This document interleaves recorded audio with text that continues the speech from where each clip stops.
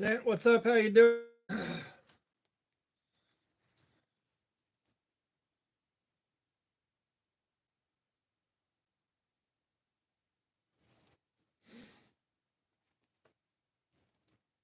Yeah, how's it going, man?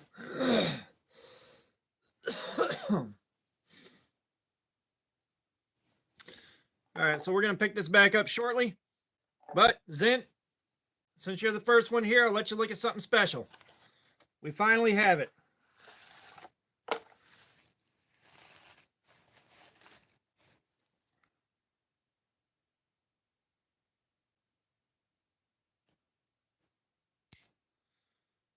We got a Condor Krakatoa in 1095 steel. Arthur, what's up? So we finally got some 1095 to test out. This was sold as brand new in box, but it's been beaten on already. It's cut some tape. Let's see.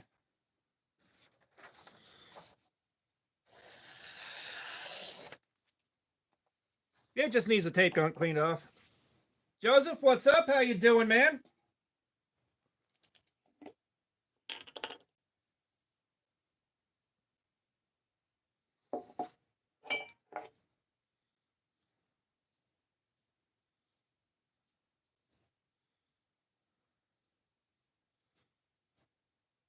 The action is interesting because it's a frame lock with thumb studs and it's already a little bit on the stiff side.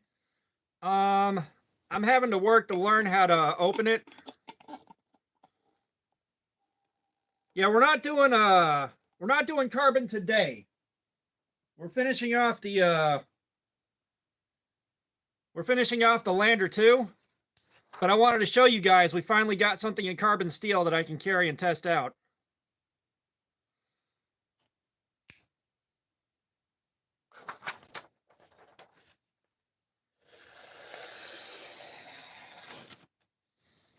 Because I'm intensely curious about carbon steel.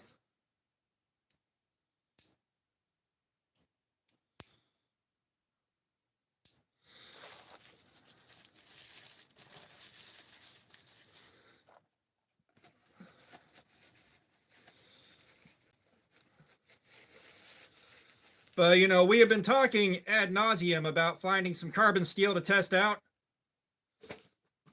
Zint, shit. Since we lost D2 as my favorite, I'm going to have to go Magna Cut.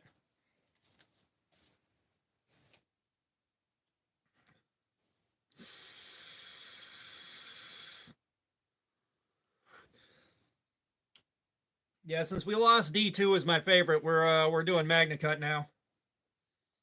I wish D2 still remained reliable as far as heat treatments and whatnot.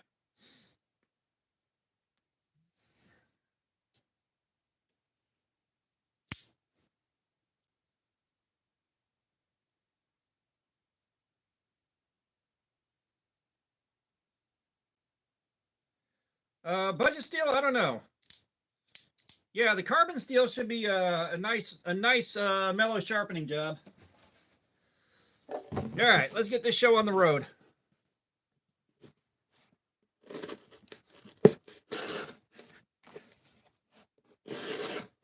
The last time I saw a toilet guy, he had a slot car track around his neck. He stepped his game up.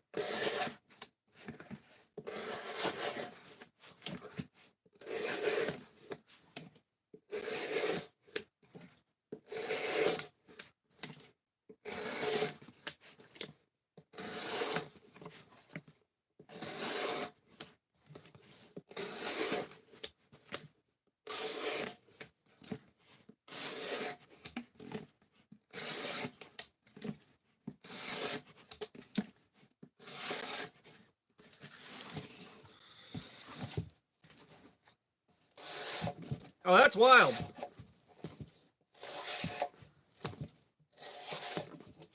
Yeah, he's doing a job of gaming the system pretty hard. He is doing a damn good job of gaming the system.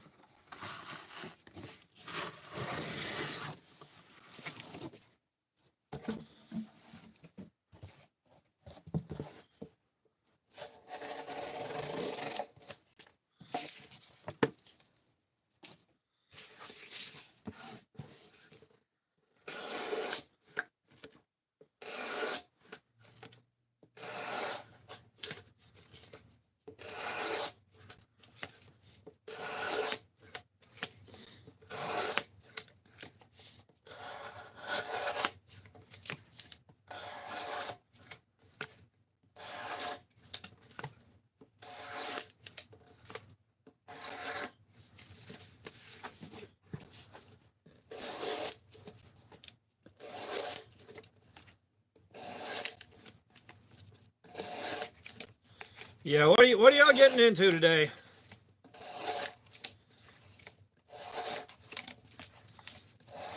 I gotta try to finish this thing off and hopefully get the grass cut before I go to bed. Magnus Rostron, what's up? How you doing?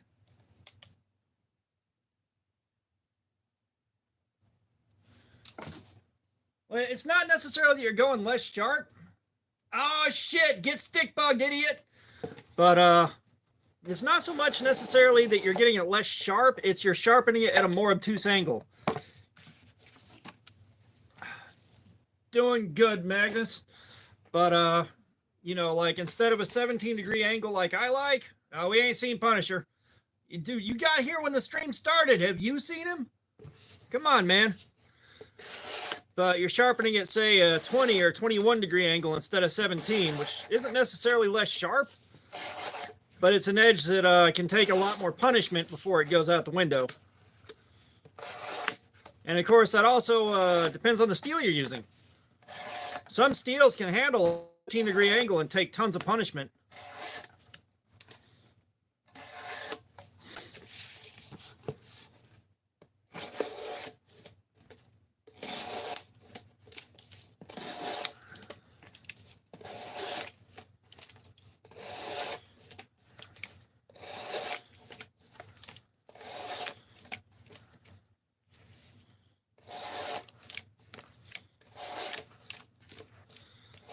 Well, given that I am streaming first thing in the morning, and I got a late start today, I don't think we're going to see him for a little while.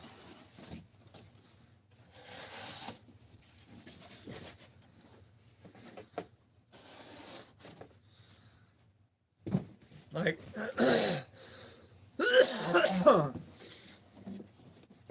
ah, shit.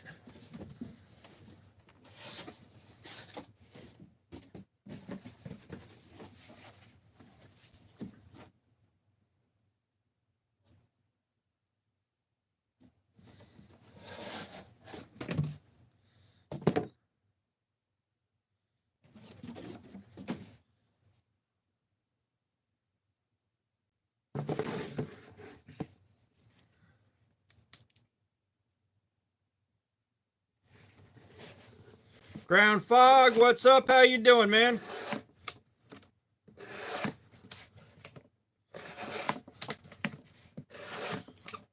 First time viewer, long time commenter here. But what the hell was I saying?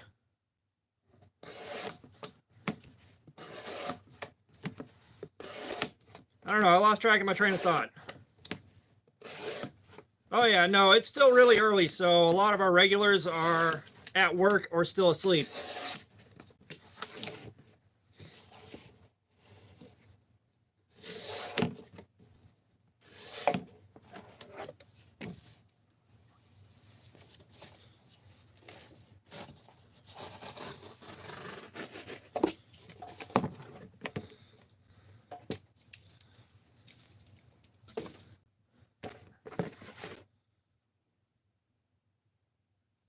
Oh, damn. Yeah, I should have gotten the button lock while I was ordering the axis lock, and I didn't.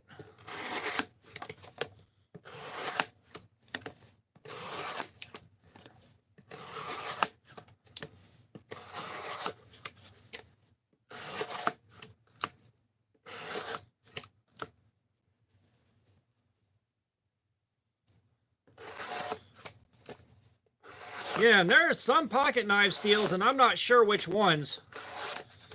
Off the top of my head, like I said, I'm no expert. I'm just a guy that knows a few things. But some of those pocket knife steels can take like a 12-degree angle and still hold up more than well enough.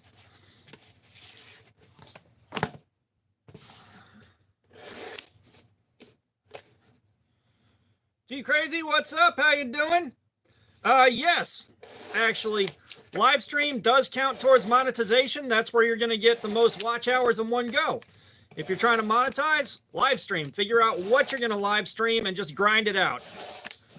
All right, those first live streams, unless you're doing something really good and really captivating, they're going to be low viewer numbers, but you'll still pick up a couple hundred hours.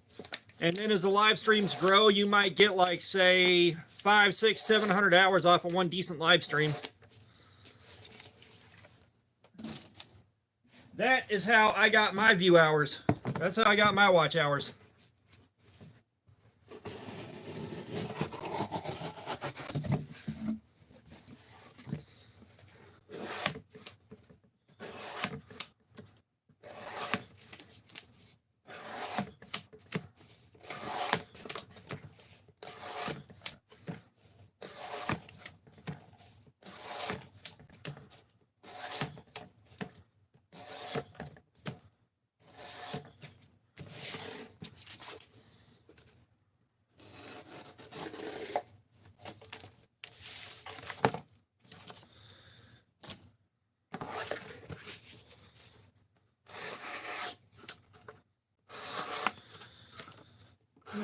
I guess right now we're at the ASMR portion.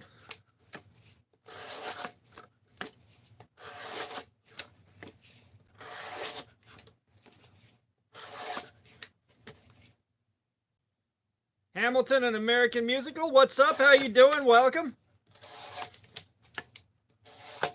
Never seen a guy cutting up cardboard in his basement before?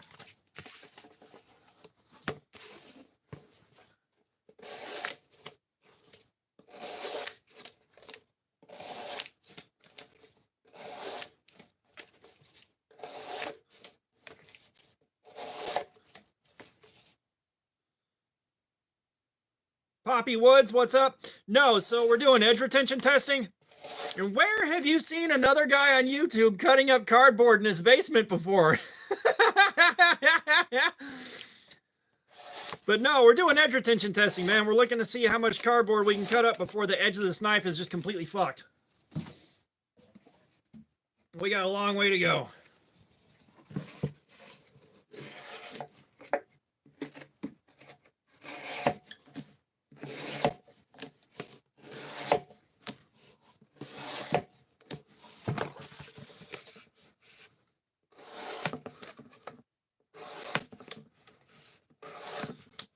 I don't know, we could be brain rotting people right now and not be aware of it.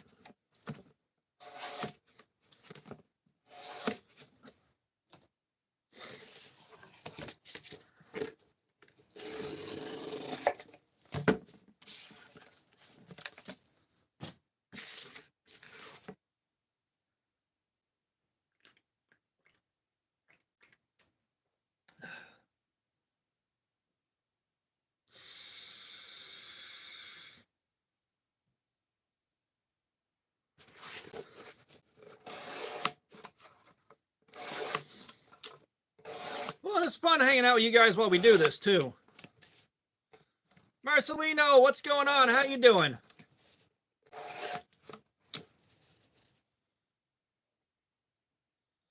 Magnus, yeah, there's plenty of good stainless steel.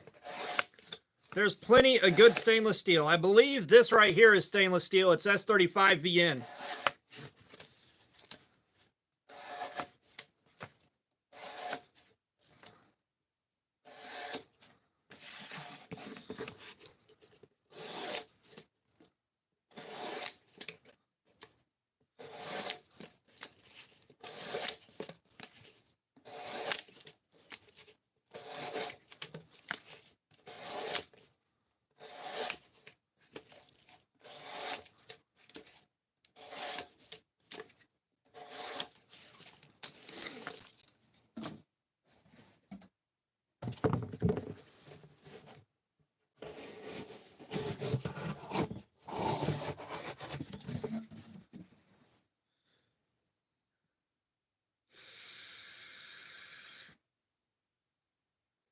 That corner, what's up? How you doing? Welcome to the weird little corner of YouTube. No, so there are some stainless steels that are non-magnetic. I think this one is magnetic. Yeah, this one is magnetic. But I know there are some that are non-magnetic.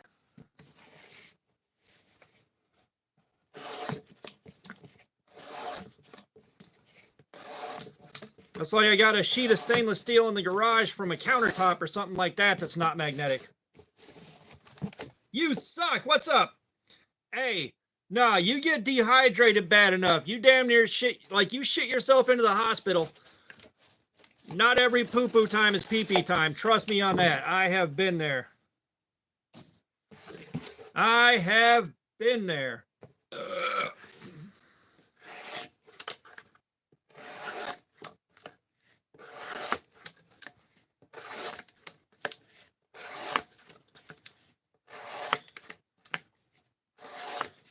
Marcelino, which one of the knives did you try to buy?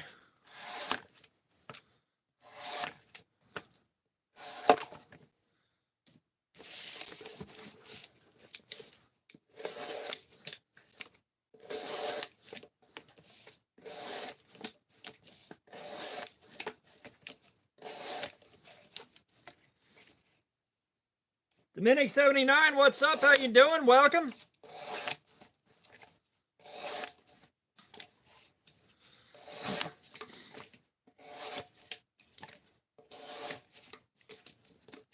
Ferrous might mean with iron. Let's look up the definition. Ferrous might also mean with carbon.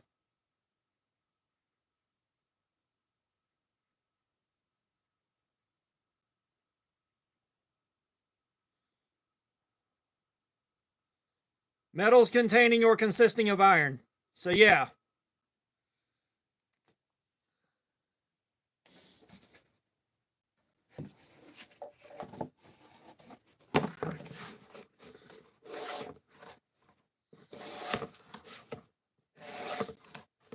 But a lot of times, and I'm real bad about it too. Paul, what's up? We have got the NAFS Lander 2. We're finishing it off from the day before yesterday. But I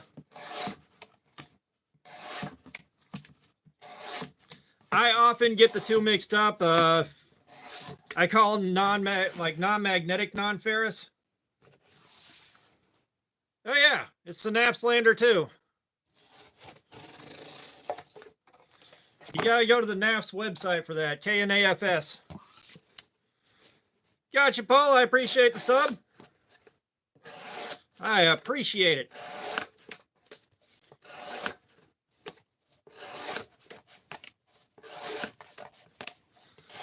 But yeah, so like I will call magnetic stuff ferrous and then non-magnetic stuff non-ferrous because that's what everyone called it for the longest time when I was growing up. I know my uncle corrected me on it a few times, and I try to remember, and then I'll forget.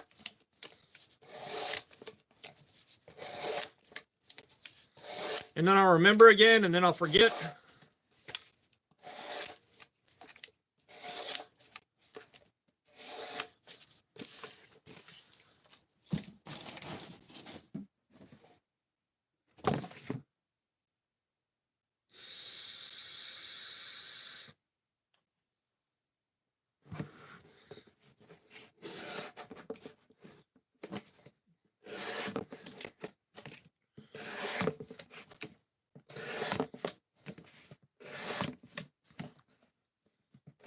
Dennis, what's going on? How are you doing, man? It's been a hot minute.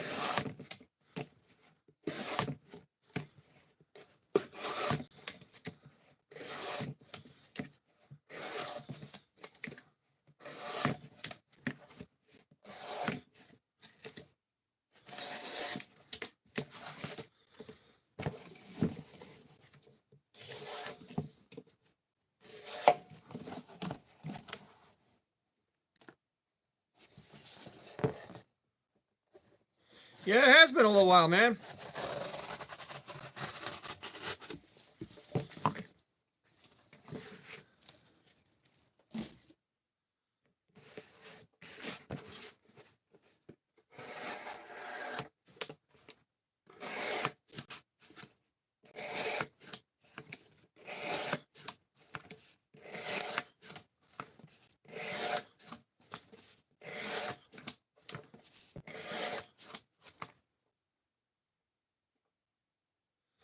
I appreciate that, Paul. Trust me, we got more videos coming on that. I've got to carry that thing for a week, see how it does. I got to do this with it, put it to the test here, see how it stacks up against other 14C28N. Whether or not the heat treatment on it's trash. Like, there's more coming out of that.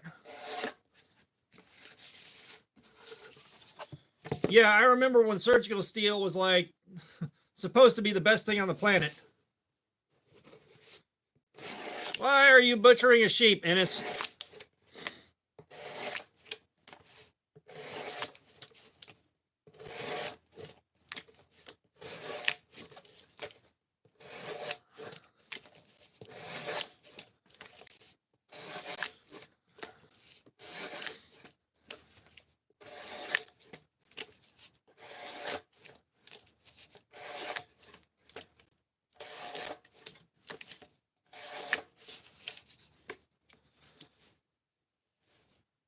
Yeah, I know, but butchering a sheep is a weird thing, especially like if he's in the U.S. Like nobody butchers sheep here except for dedicated butchers, like a specific skill set.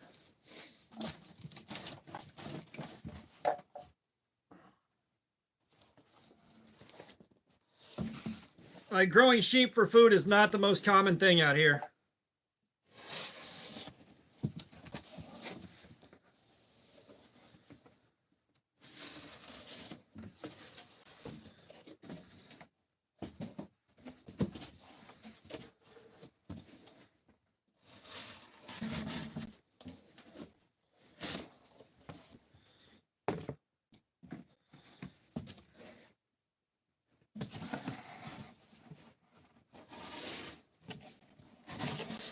Yeah, y'all do me a solid and drop a like real quick. I'd like to hit 100 before we wrap the stream up, but you know, we do what we can.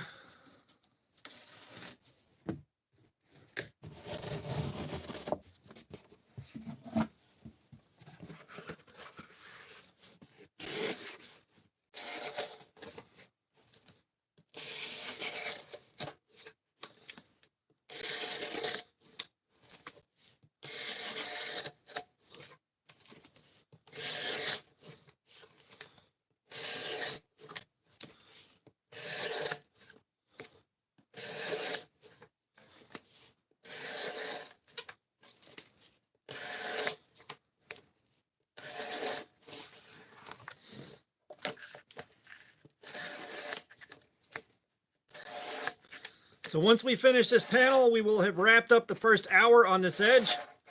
So we'll check and see how it's holding up and then get back down to business.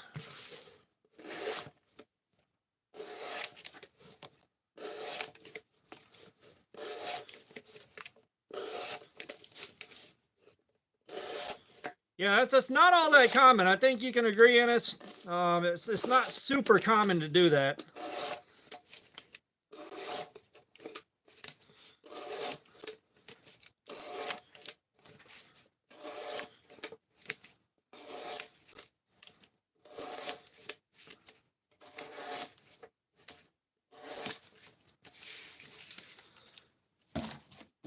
All right, so we've done another hour on this edge. Well, this is the end of the first hour on this edge. Let's get the tape gunk off of here. Let's see where she sits. No, so we did 40 minutes. 40 minutes on this edge before we wrapped up the last live stream. I've been keeping track of our time on it. We did 40 minutes. And so we just now did another 20.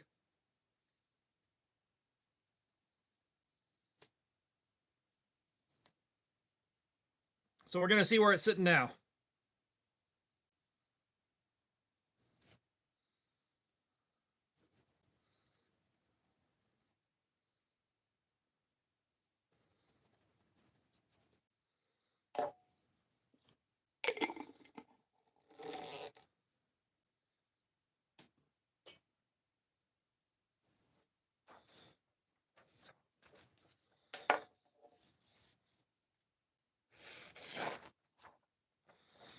Come on.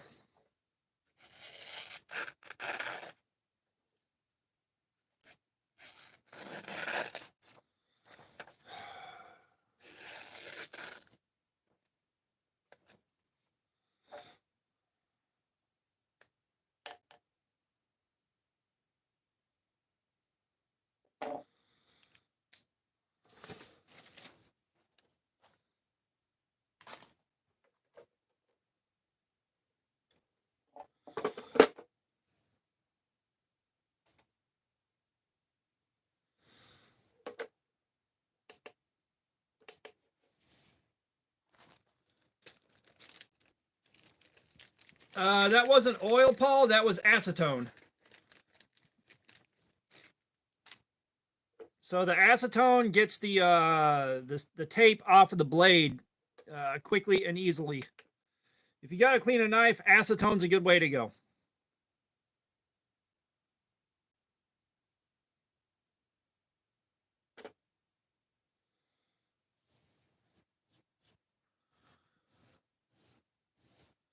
Let's try that again.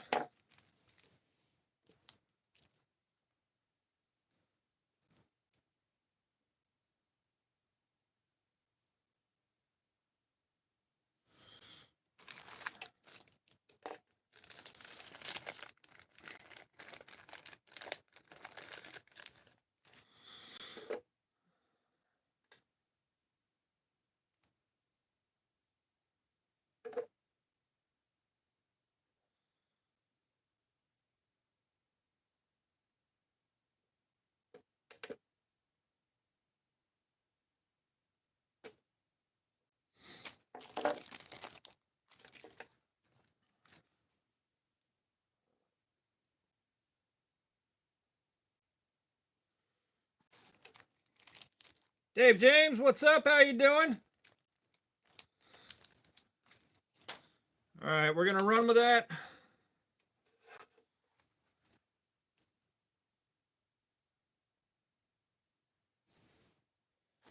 And we're just gonna jump right back in. I'm doing good. Rajath Manaya, what's up? How you doing? Welcome. We are doing some edge retention testing on this knife right here. We're looking to see how much cardboard we can cut up before the edge of the knife is completely wrecked. I hope you're doing good today.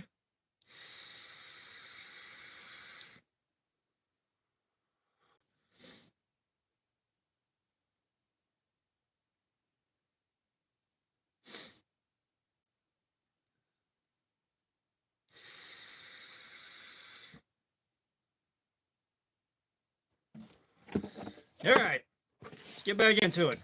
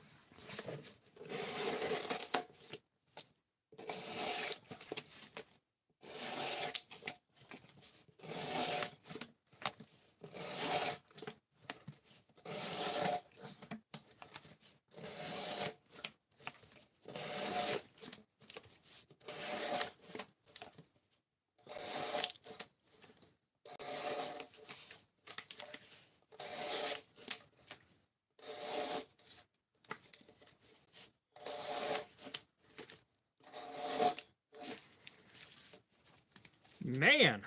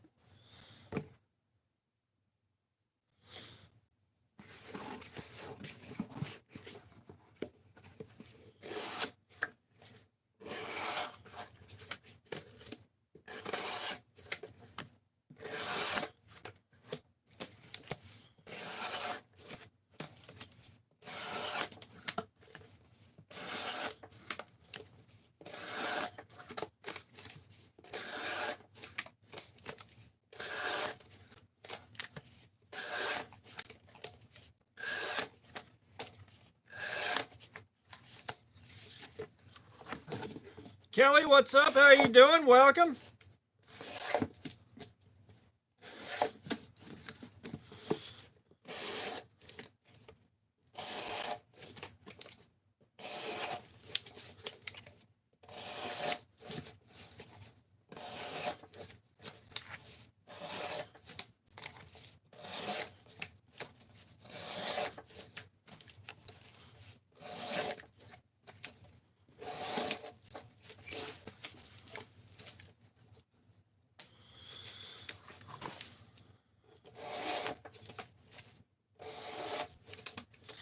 Kelly, I'm doing good. I hope you're doing all right.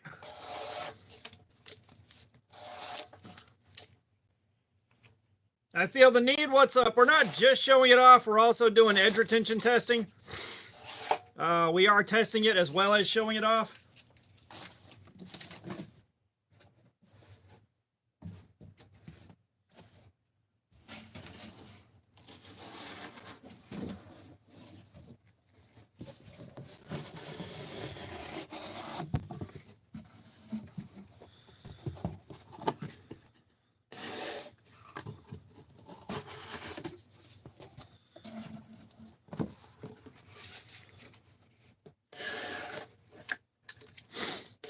Yeah, I'm hanging out with you guys while I do it. The chat slowed down to a crawl, so we are at ASMR time.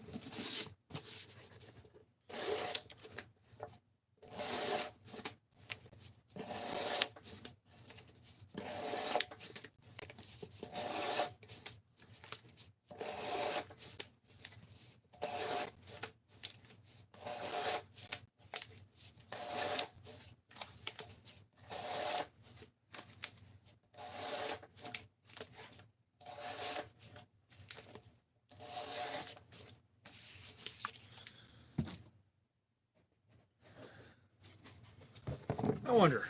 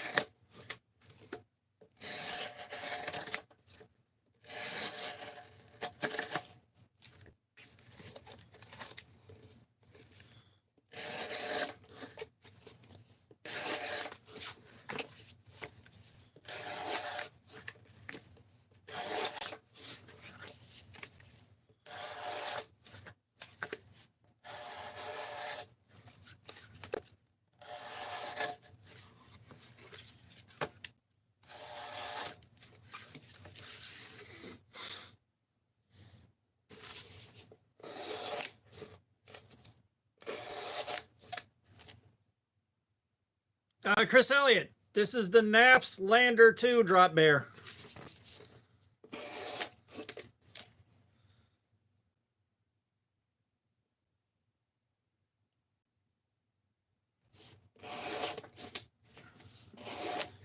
Arthur, you got owned by a cat.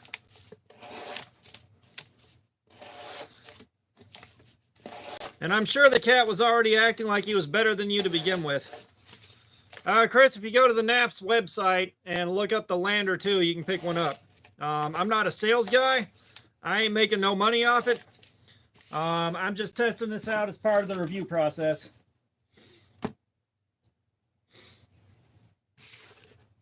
Believe me when I say I ain't making no money.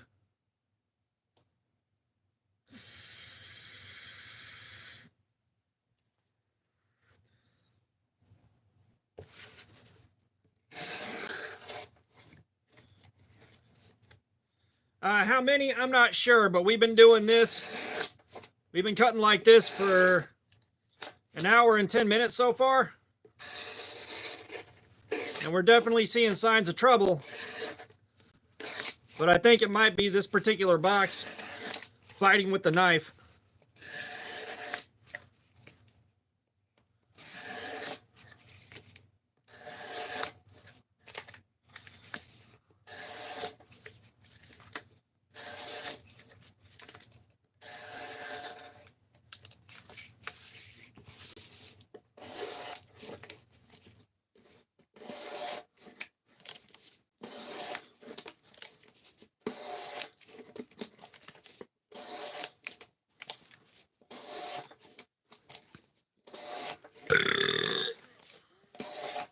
Like when I do my final review video on this, I'll be showing off the pile of the cardboard it made on the factory edge and the pile of cardboard it made on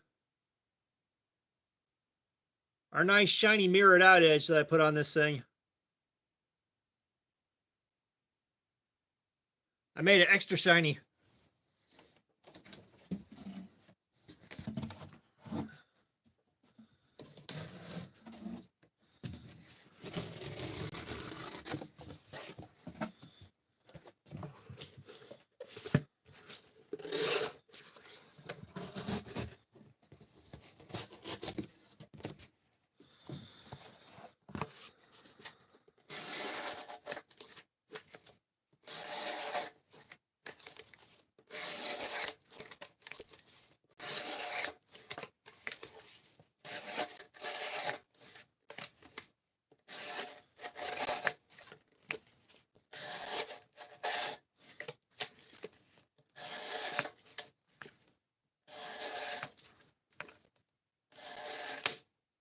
Aww.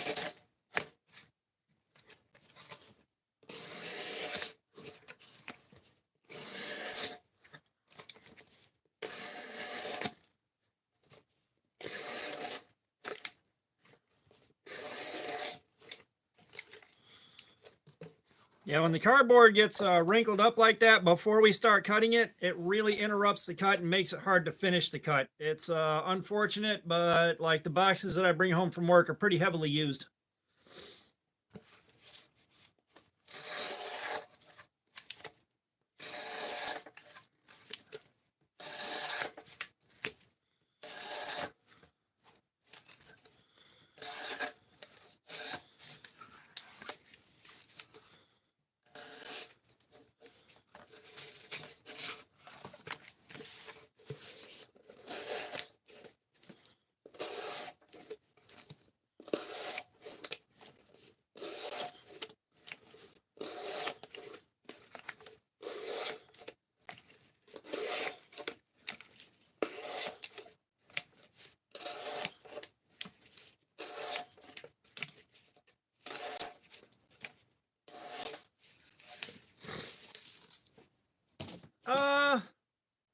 Let's see.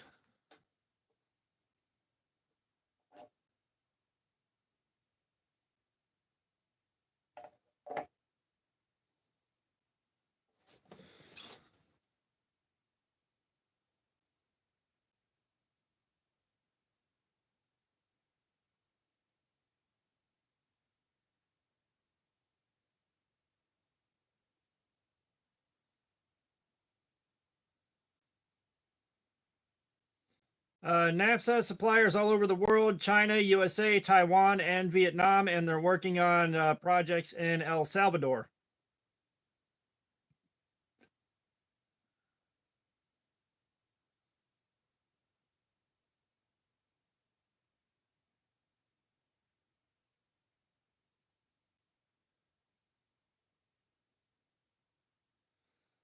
Let's see if we can scare up some information on the lander too.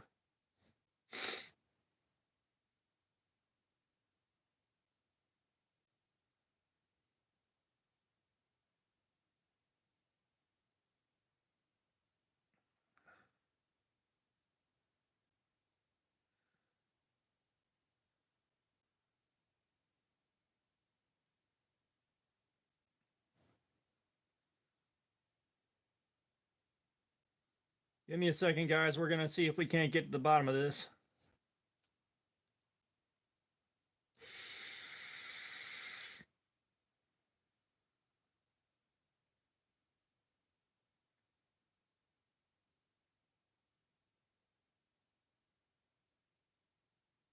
Okay, so this is made by Kaiser in China. So this is made by Kaiser in China, which makes it very, very, very close to a drop bear.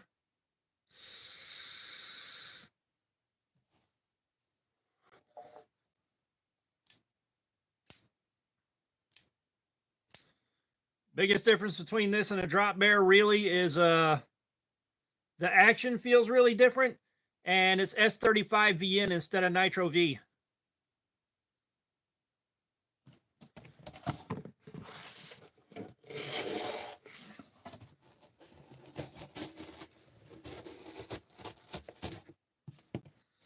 Ugh.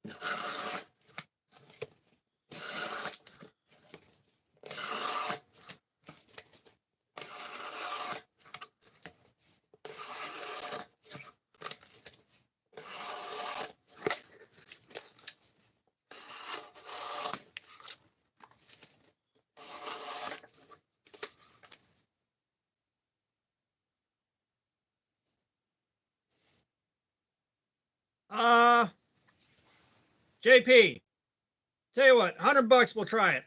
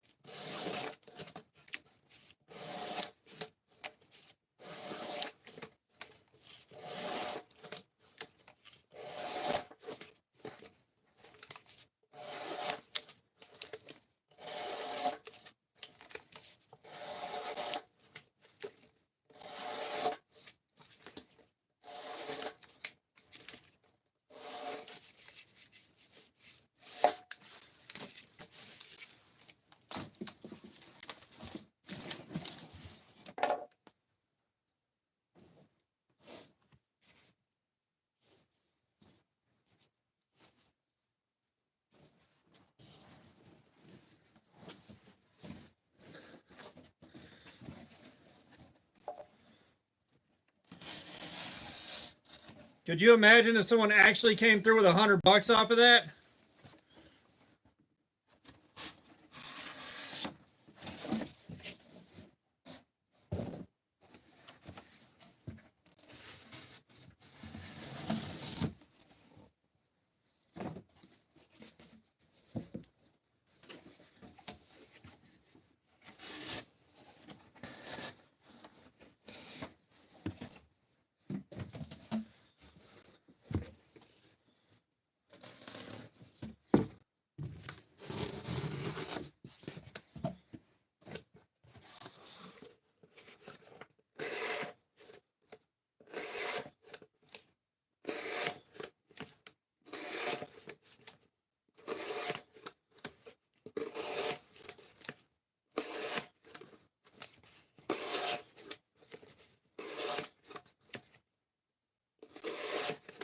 Yeah, Joseph, no problem, man.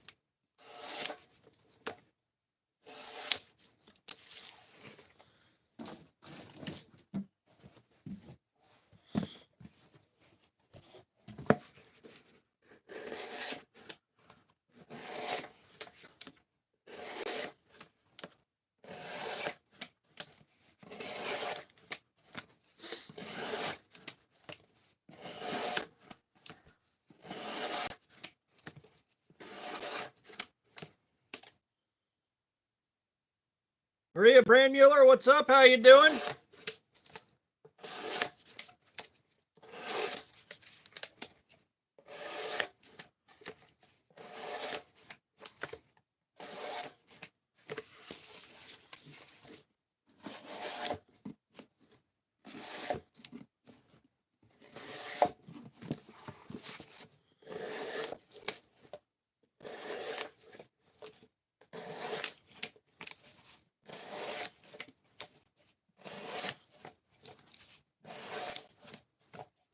$77. What's up, brother? How you doing, man?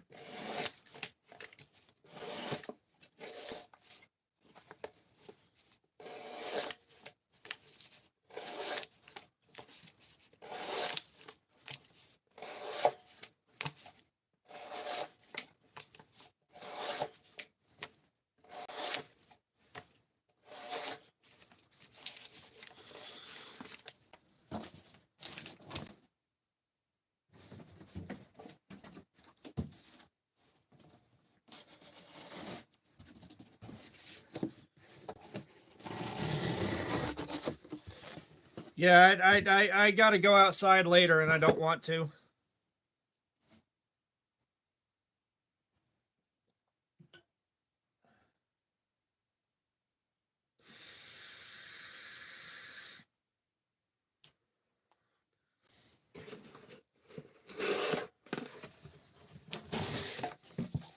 Like I keep hoping my grass will cut itself because I don't want to do it, but it hasn't.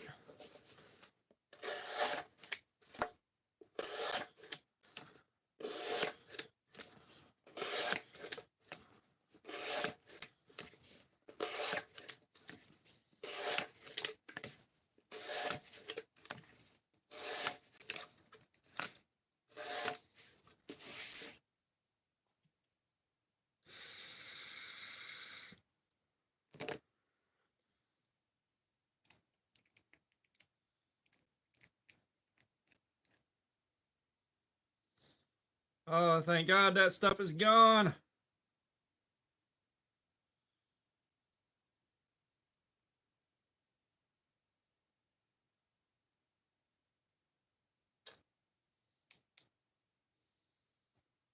It's not so much the HOA, it's just that it's getting overgrown, and I don't like having to go out and cut the grass anymore because I got hit by bees a couple times ago.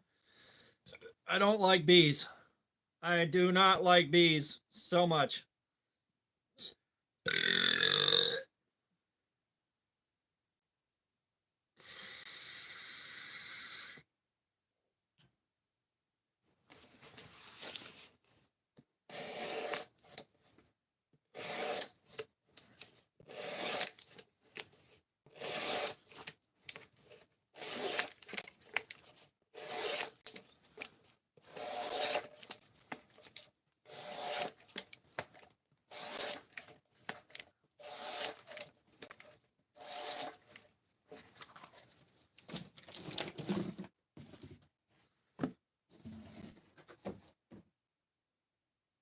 Ugh.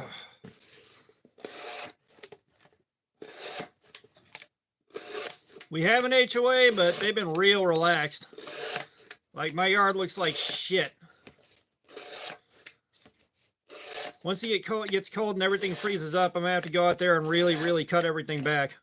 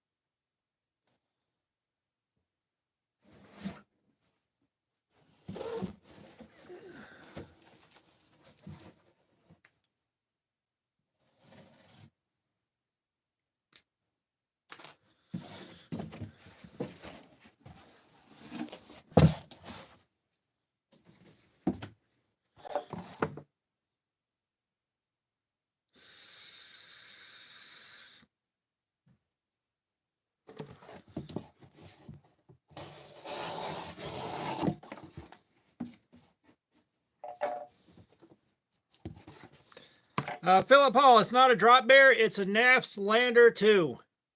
But the OEM is Kaiser, so it's very closely related. Chef Rocky, what's up? How you doing? It's very closely related to the drop bear.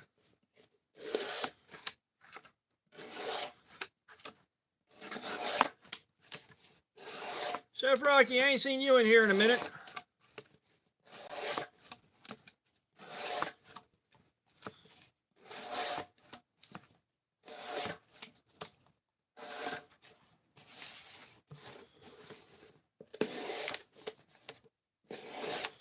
I think the biggest difference between this and the drop bear is the action feels way different than the drop bear does. It's still really good.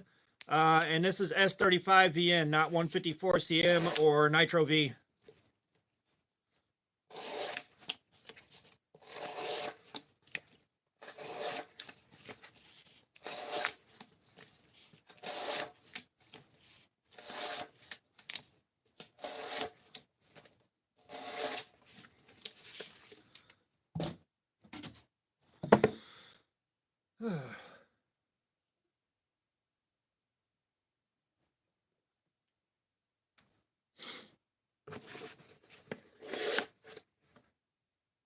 OJ, what's up? How you doing, man? It's been a while. I'm doing good.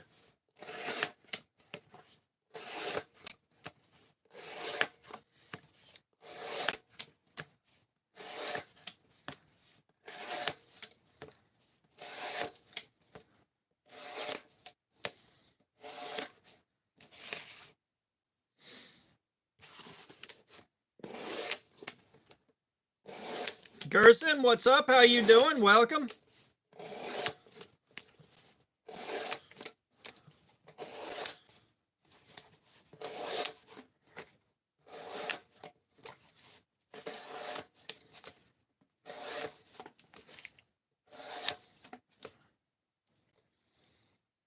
Dim Designs, what's up? How you doing?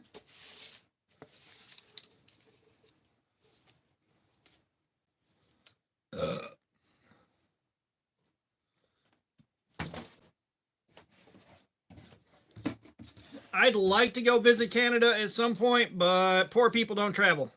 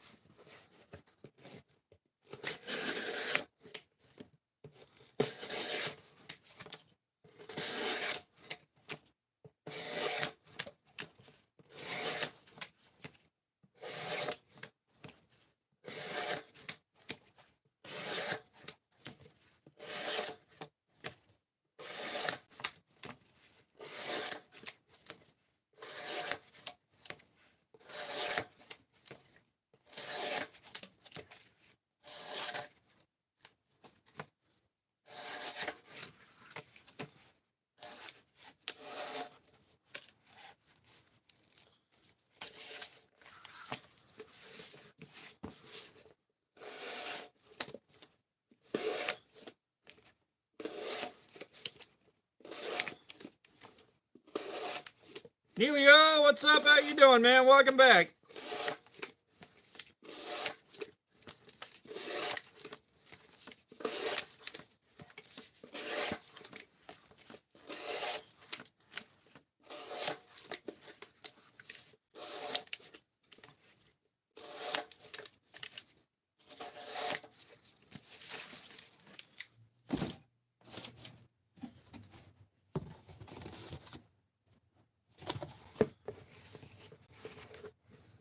Nice, Neilio. Yeah, we're doing good here, too.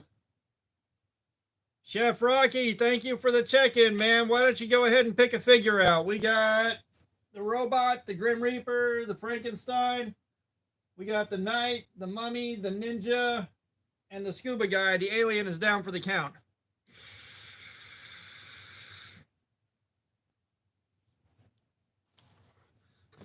Until I find more batteries, or where I put my batteries.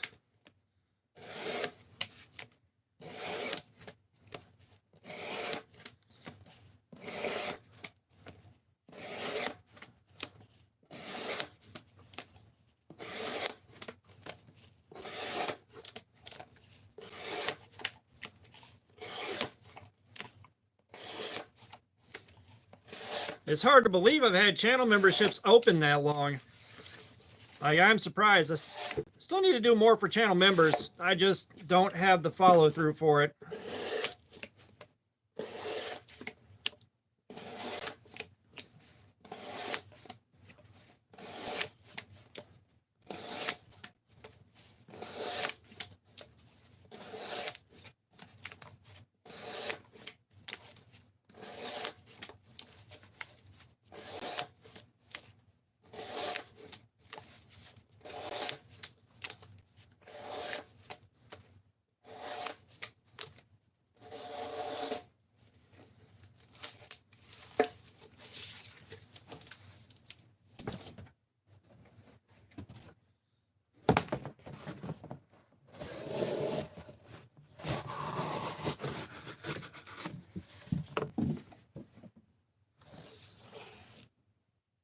Chef Rocky, man, thank you for that. Seriously, thank you.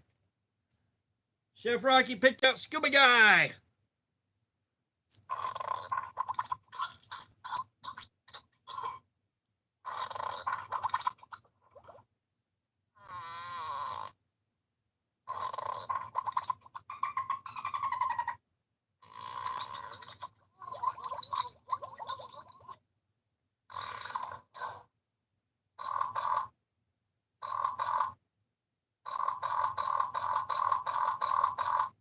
Seriously, Chef Rocky, thank you, man. It means more than you realize. But Neilio, we are doing the NAF's Lander 2. It's the same one from the day before yesterday.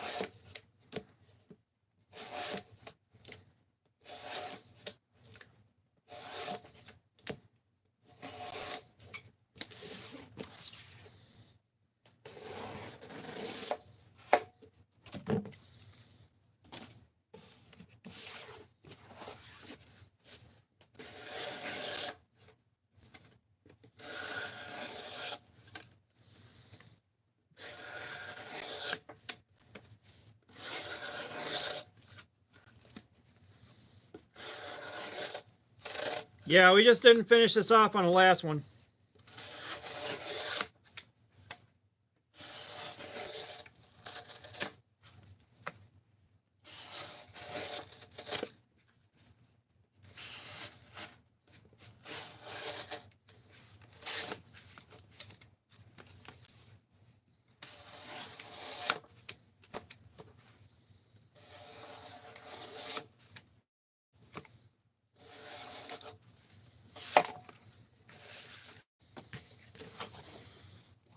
And I forgot to cut that one down short.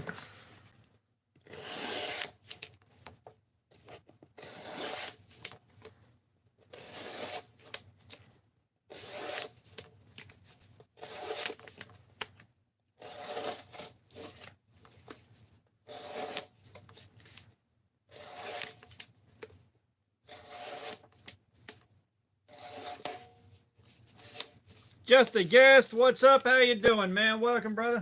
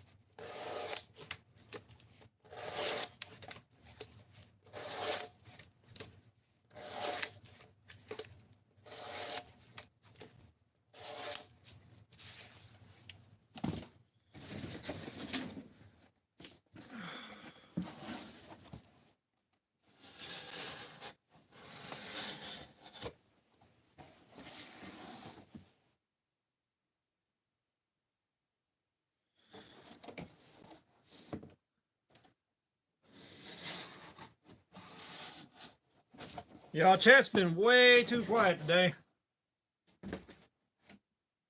Chat has been way too quiet.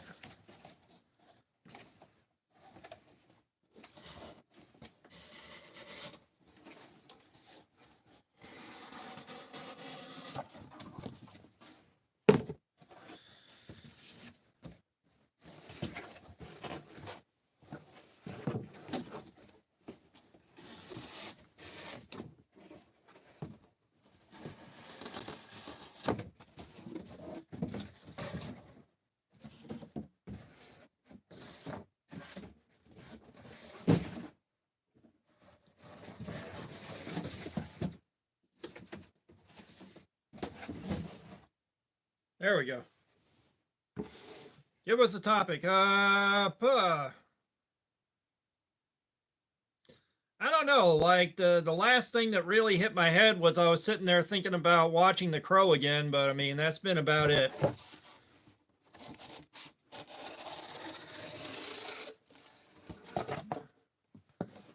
Like I was talking to somebody yesterday, a random stranger at work, and it's like my entire life now is work and sleep and then doing this. That is literally my entire life right now.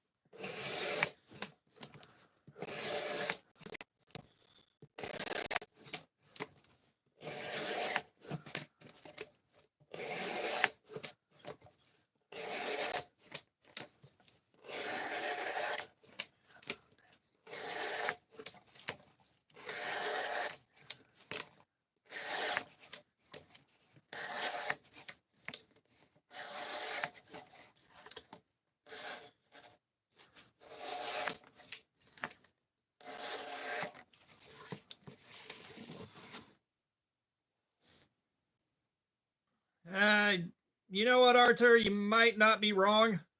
Um, that being said, both of us have been kind of just blah, work and sleep, work and sleep, work and sleep.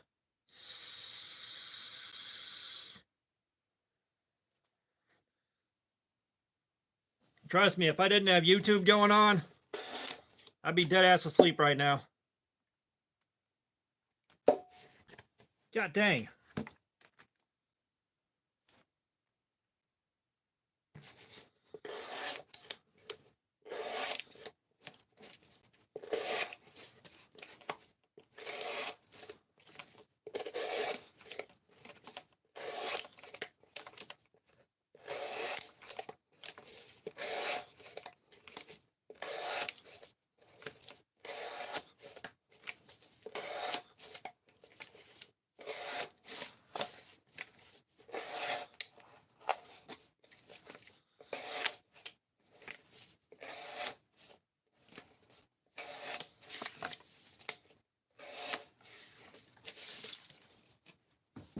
I don't know. Normally, chat has me going, and I'm not like cooking up topics constantly because my brain don't work like that.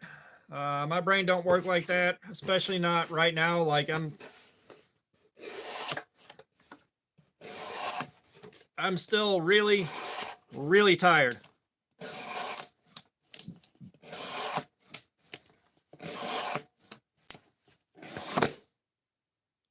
Oh.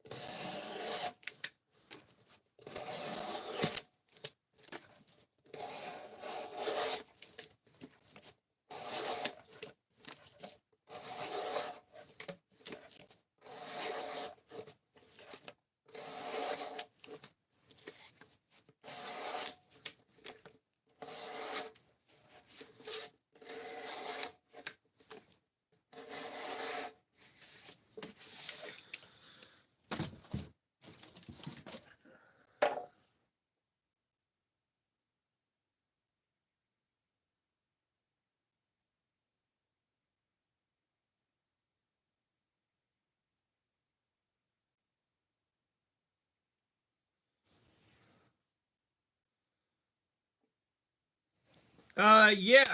So something I never see people talk about packing up in their bug out bag: baby wipes and Lysol wipes. especially depending on where you got to bug out to. I never see anyone talk about those things.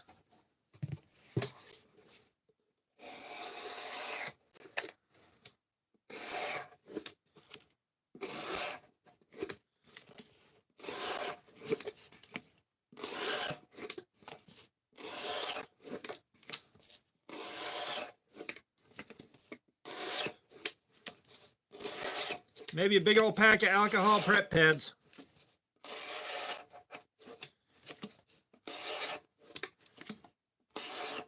Yeah, like if you're in an urban area, you got your urban go bag, even if it's not a bug out bag. You know, like back in the past when I had to use exclusively public bathrooms, most of them, those bathrooms were portable. I started carrying a can of Lysol wipes so that I made sure I was on a clean seat, which made it way better. Like, it wasn't perfect. All right, I hate using public bathrooms to begin with. I think we all do. But that made things way better.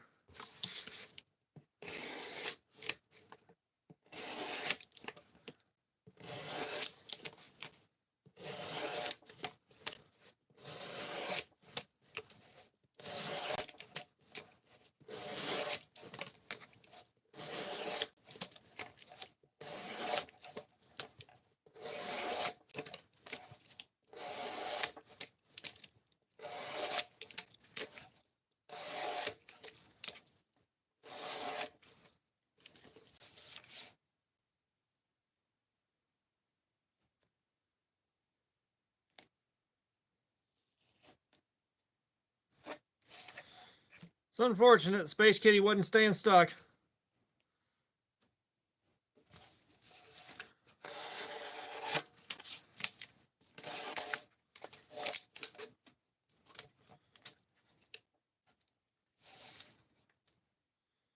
Dave, no, I don't get paid for doing this. I wish I did. Trust me, I'm working on, I'm treating this like a part-time job. You know, I'm treating this like a part-time job while I build the channel. I'm not getting paid for doing this, though. Not right now. I may start getting paid for it later. I don't know, but, you know, like, I'm not taking, say, like, if I were to do a paid review, then you're looking at me charging them for it, and then it's like, bro, you're not guaranteed a good review. But that does bring in some questions. You know, it brings in some questions about the integrity of the review, simply because in the back of your mind, you know, you want it to get a good review so that you can get paid by that company again to review their next product. You know, and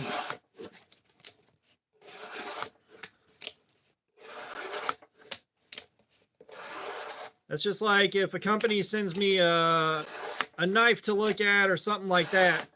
You know, I want it to do well. I want to give it a good review so that I can work with them again later. I've only had one company send me some absolute trash that I could not do a good review on, but they have never reached out to me again.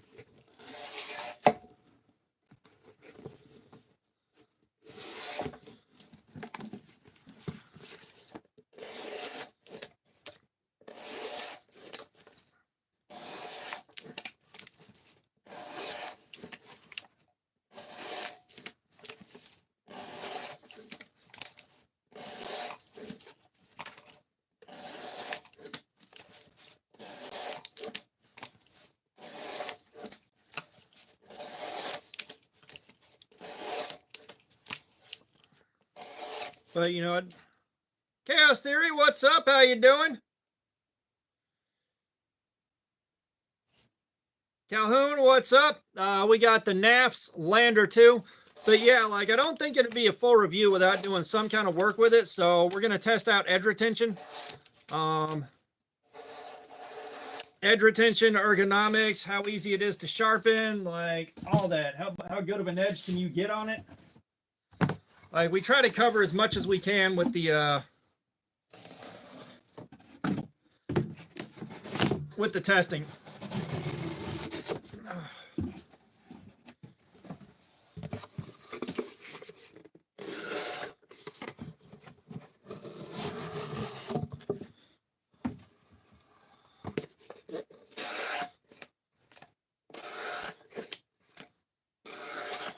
Yeah, maybe one day this will help pay some bills, but right now it's not. Like, I was doing good just off of super chat donations, channel tips, and ad revenue. I was pulling a couple $100 a month, which made Blade Show an awesome experience. That really carried us through Blade Show and made it an event, basically. But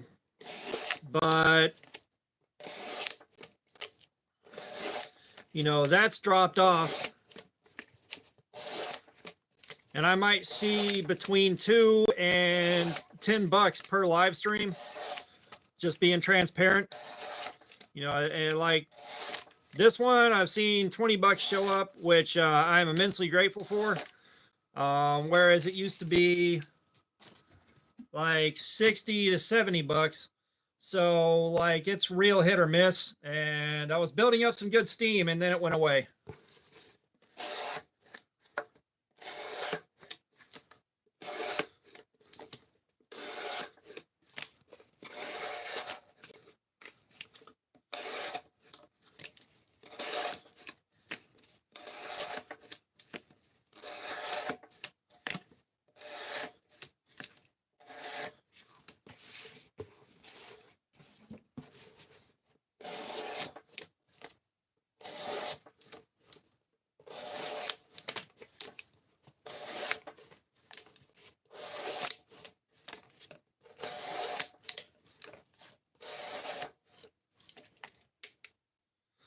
Well, no, like YouTube is not paying me anything on lives. The lives aren't monetized.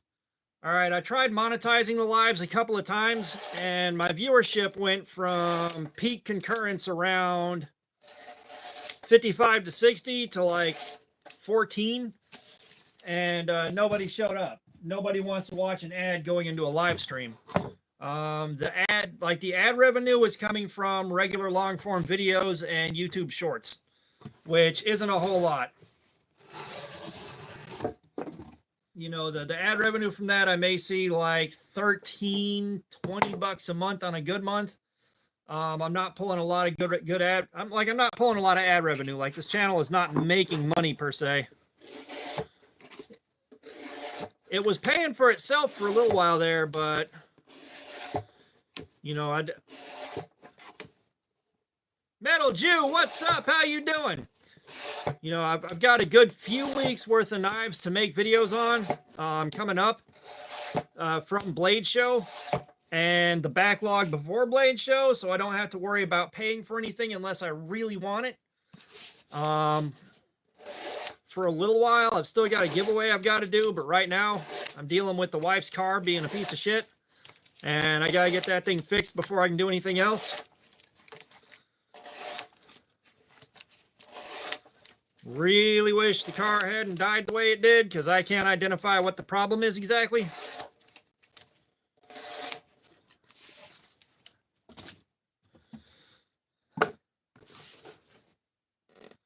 Woo Hans, what's up? How you doing, man? Welcome.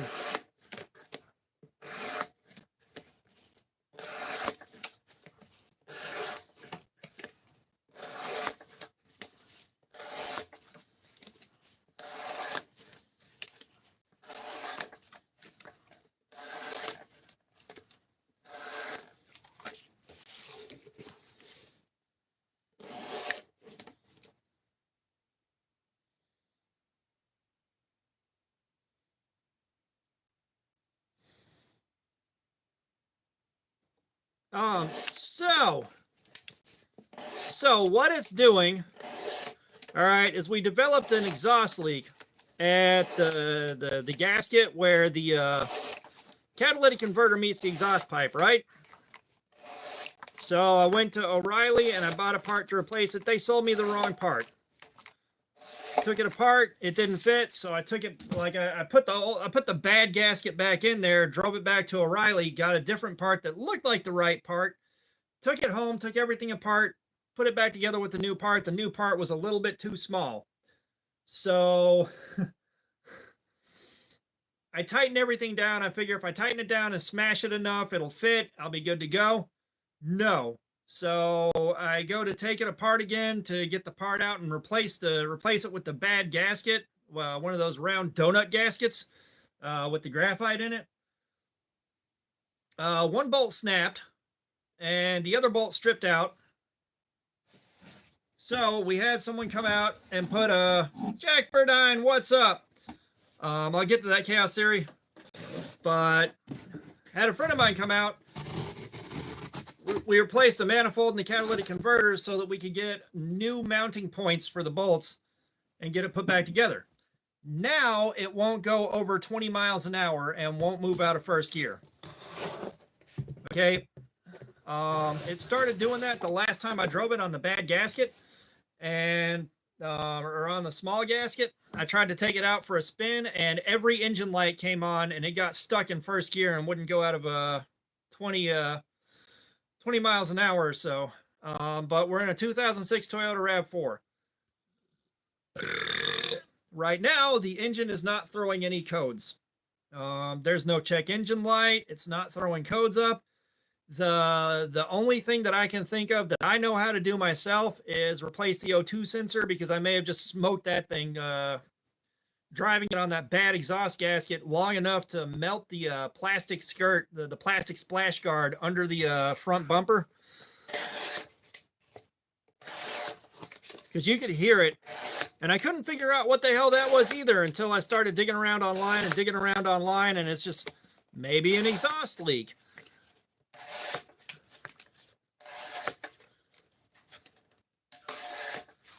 So, like, I got nothing to go on right now. As I said, I'm thinking I might have smoked the O2 sensor driving it like that for so long. And then driving it on that bad gasket was enough to finish the job off. Jeff, what's up? How you doing? But I really don't know. It could be a transmission control module. I opened up the fuse box and looked, and there was no ECTS fuse in there at all, so there was no fuse there to burn out. I got nothing.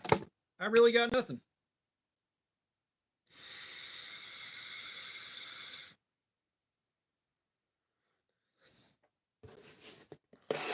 Jeff, it's all good. I missed a couple of weeks, and now the streams are going real early in the morning, so a lot of my guys have been missing a lot of streams.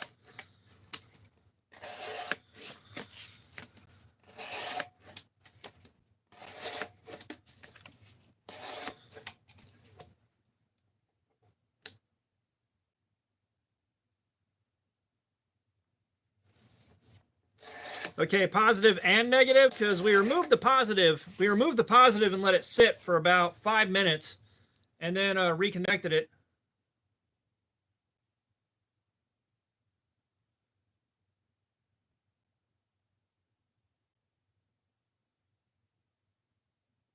Huh. All right, Chaos Theory, we'll give that a shot. Yeah, maybe, because it feels like it's stuck in limp mode and it's not a physical part problem.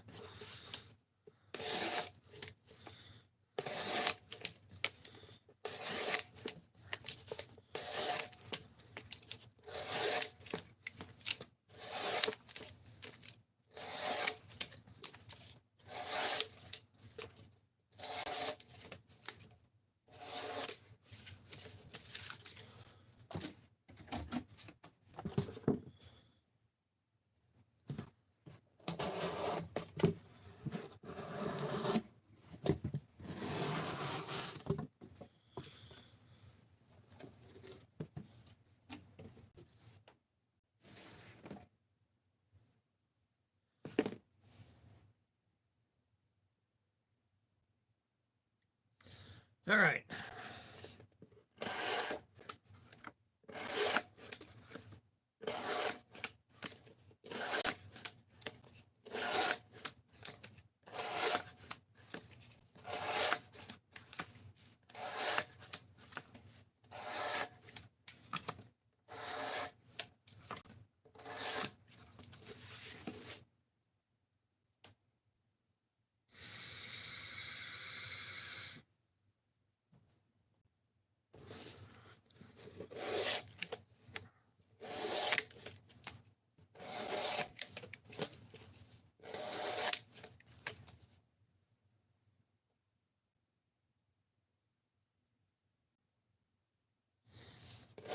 Yeah, no, don't short it out. That's obvious.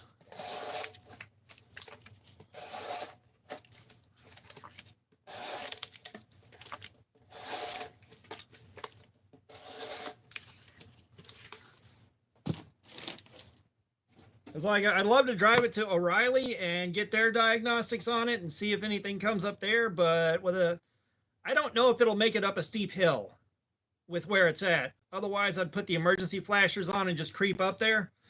But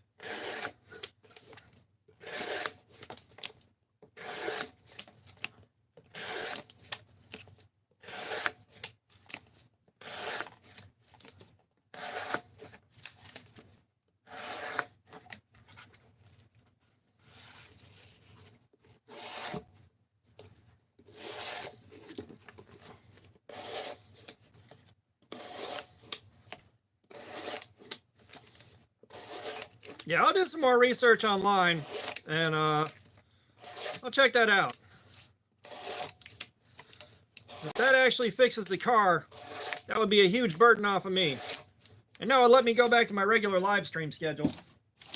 Because right now, during my Tuesday live streams or Saturday live streams at night, I got to be taking the wife to work and then bringing her back home, which means I would have to stop the live stream, go get her, come back, and restart the live stream, which would do a ton of damage to the live stream itself. Okay, we are at our next hour mark. Let's clean the blade off.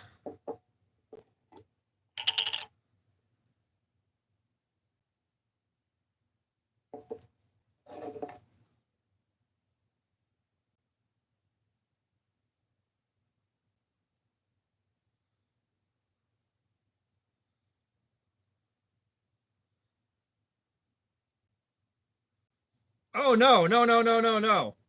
Trust me, I have seen plenty of otherwise smart people do some of the dumbest shit I've ever seen. You know, I did stupid shit and tried to drive with the wrong exhaust gasket in there, so it's not like I am exempt. But again, I kind of figured maybe I could smash it down tight enough and it'd work.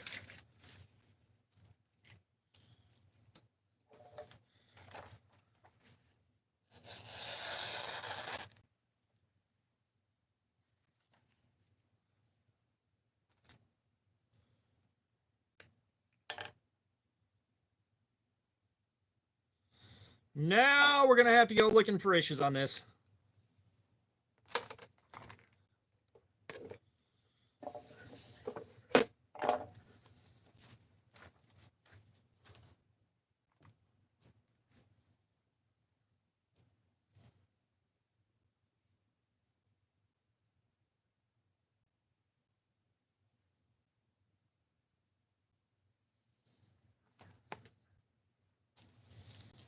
Rainbow Loom official channel, what's up? How you doing?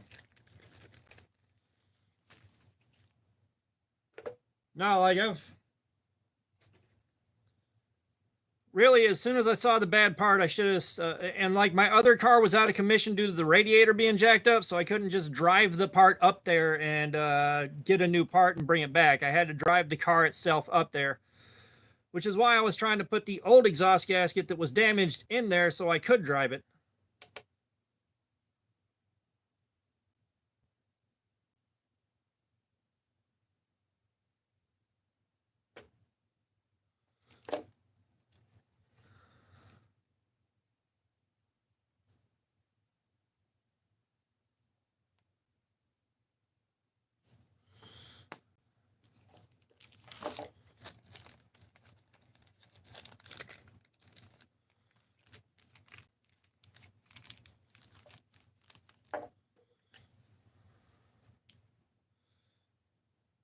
Well, we just pulled a 513.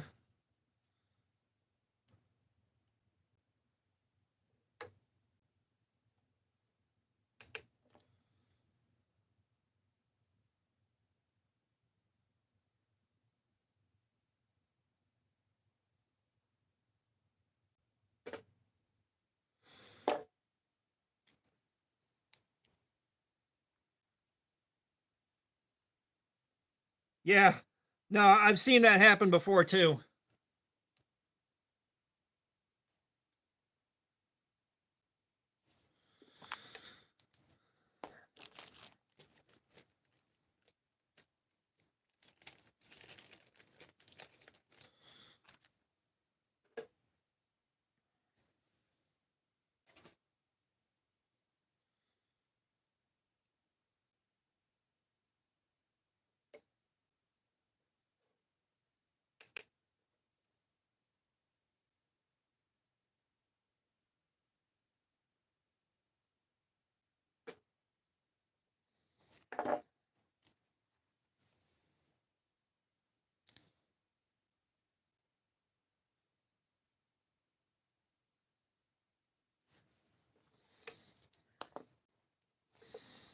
No, I've seen that. I've had people where I'm like, don't touch that, it'll hurt.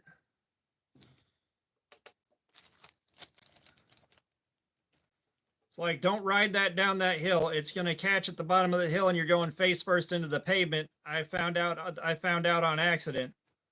Yes, what's up? How you doing? Because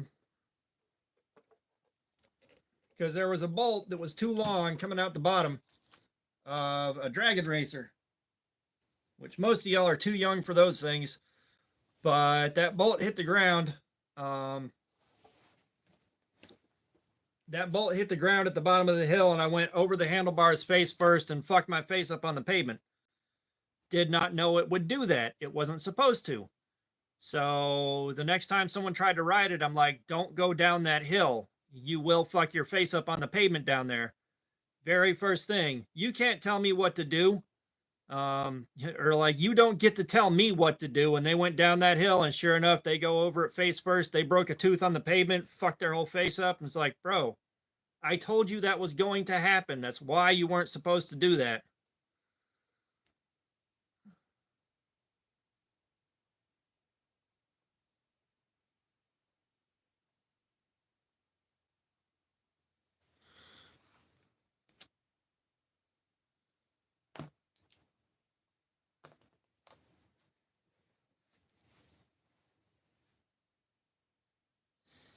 Yeah, I always love that mentality too. It's like you tell someone you're gonna hurt yourself really fucking bad doing this, and they think you're trying to make them bow down to some authority. And it's like, bro, I just don't want you to get hurt, especially not that bad.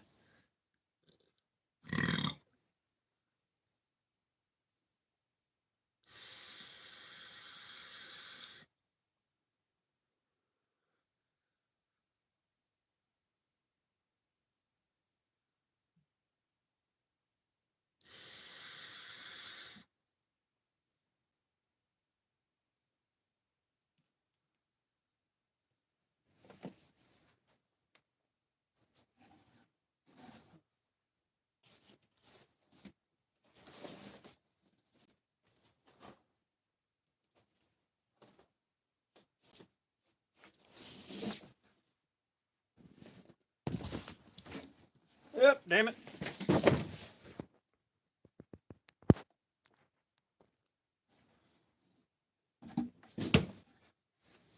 All right, we'll get the show back on the road in a couple of minutes here.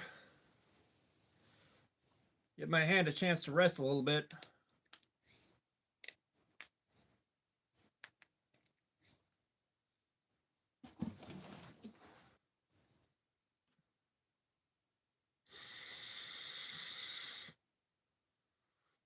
Oh shit, Chaos Theory, what's up? Yeah, I bought one of those at a garage sale.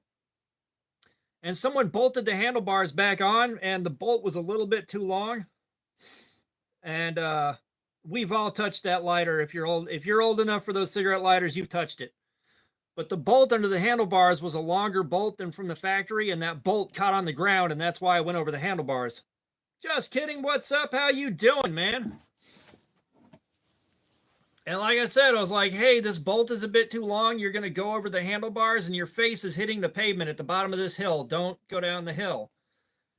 What's the first thing that happened within the first minute and a half of riding it? Right down the hill. Face first, broken tooth, all that. It's like, it's really like, I don't want a thing to happen to you that you also don't want to happen. Well, you're not an authority figure. You can't tell me what to do. All right, buddy. You gonna learn. You gonna learn today.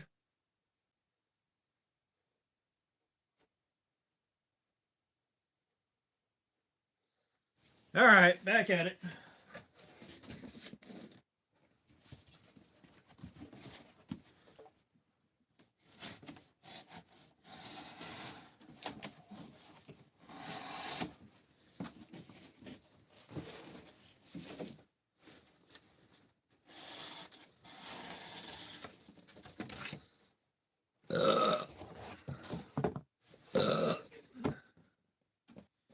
Yeah, well, it's different. It's different if nobody else had gotten hurt on it yet, or what they did was obviously like a skill or they did something wrong issue.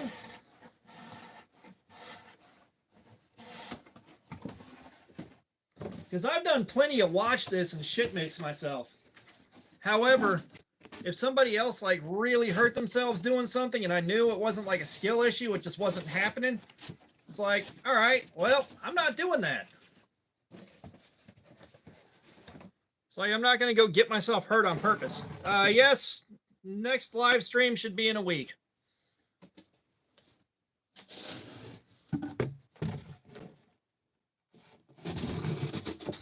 Oh, you guys, I just crop dusted myself and it was warm. That was a warm crop dusting. No, the scented candle's not hiding it, son of a bitch.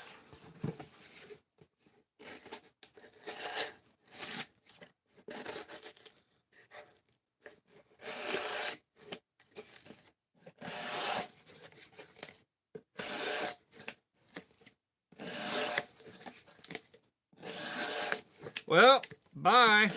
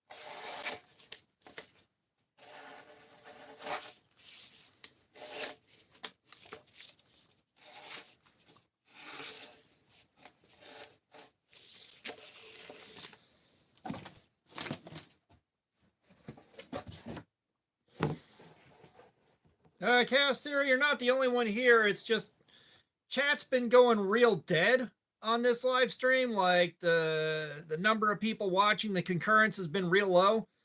And the slower chat goes, the lower the number of concurrence gets. So, like, unless chat picks up a lot and starts going a lot faster with a lot more activity, the number of concurrence is going to stay pretty low. That being said, I am very tired.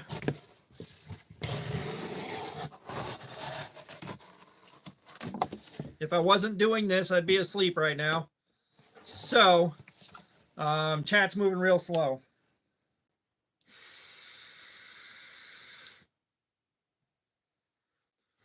Which is unfortunate. I like it when chat's going pretty fast.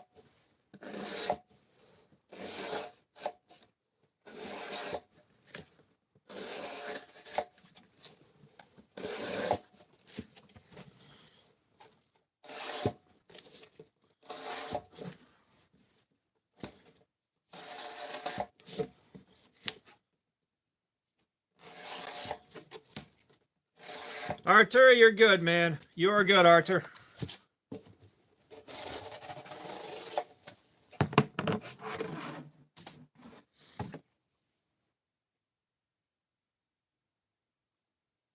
All right, Chaos Theory, appreciate you swinging by, man.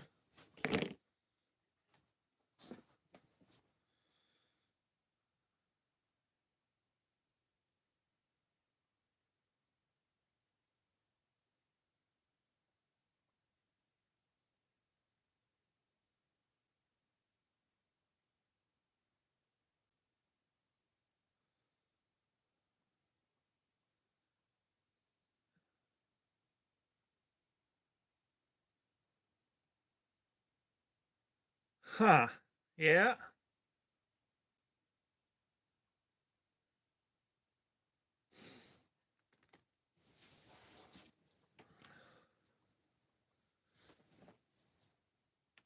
Oh.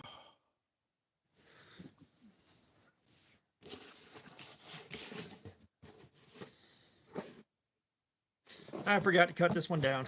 Oh well.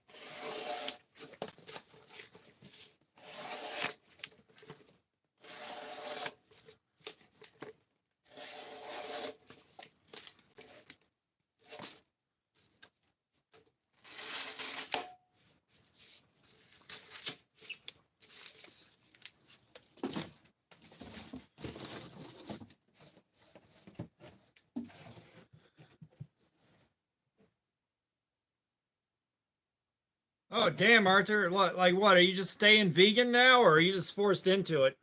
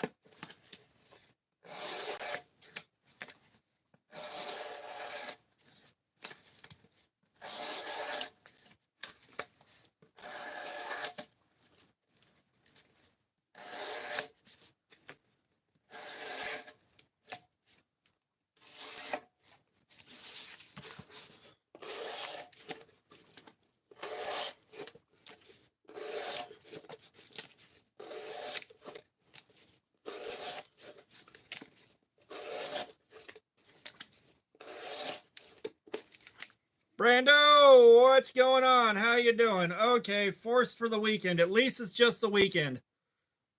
I don't know if I can make it through like a permanent shift.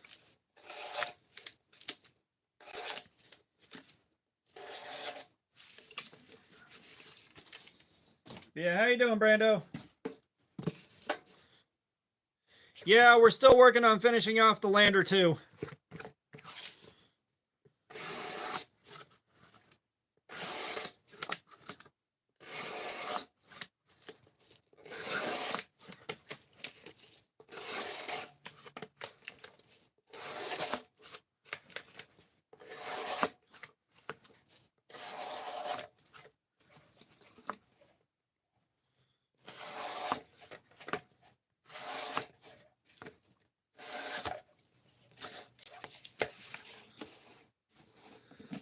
But if you want to see something real cool,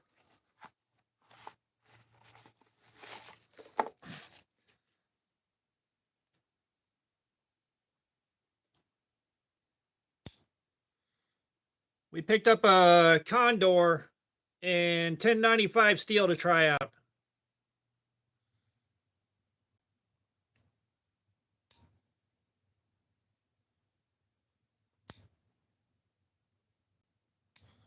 Which I'm looking forward to that. We have been talking about 1095 for a long time. And we finally got some. It was sold as brand new in box. It's obviously been used a little bit, but it was 40 bucks, and normal retail in those is like 140.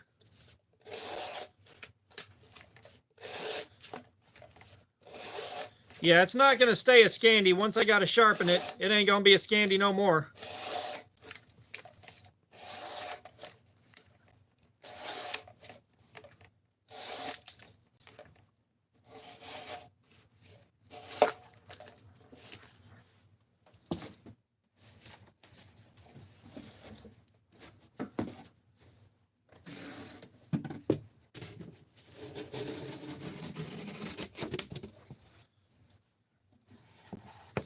I'm going to have to do a secondary bevel, man. I ain't about to try to sharpen that on the Scandi.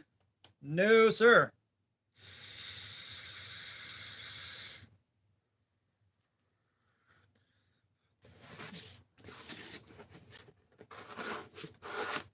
That's one of those situations where I don't want to learn that right now.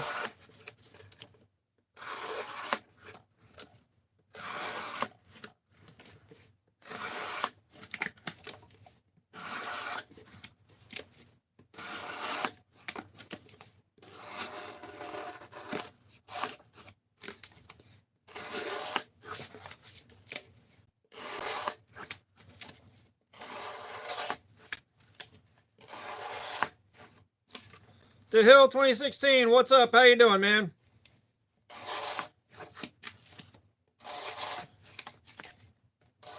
Yeah, I've seen for some jobs like feather sticking and carving and all that, secondary bevel is better than a straight Scandi.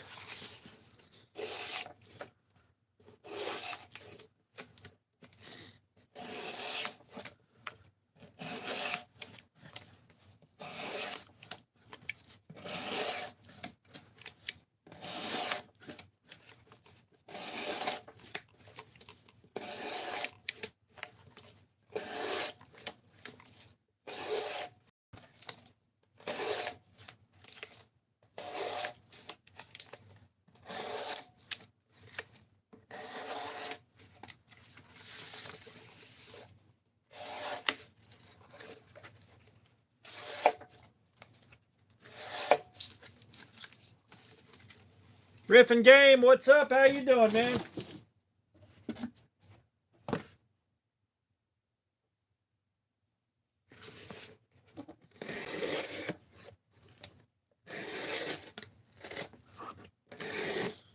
Well, at the very least, unless we're mistaken about it being a Scandi grind, I don't think we are. Riffin Game, I'm doing good, man. I'm doing good.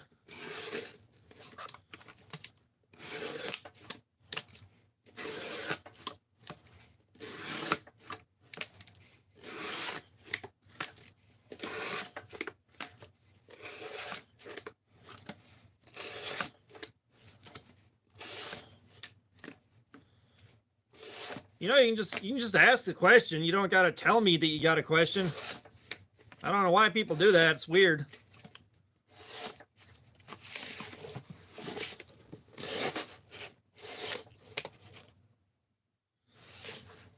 Biggest folding knife.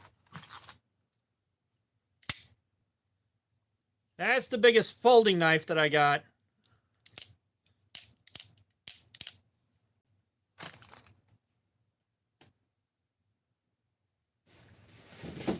Probably the biggest thing that you could still call a knife that I got is that right there. And that is approaching small sword territory. That's when you get into the debate of when does a knife become a sword.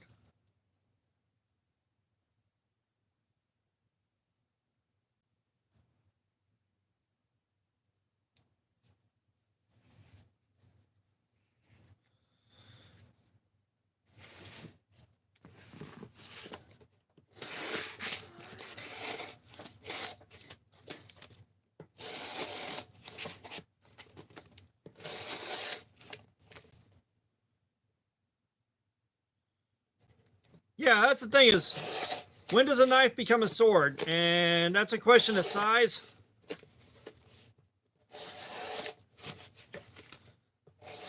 And that debate's been going on for eons now. That debate's probably been going on for several hundred years.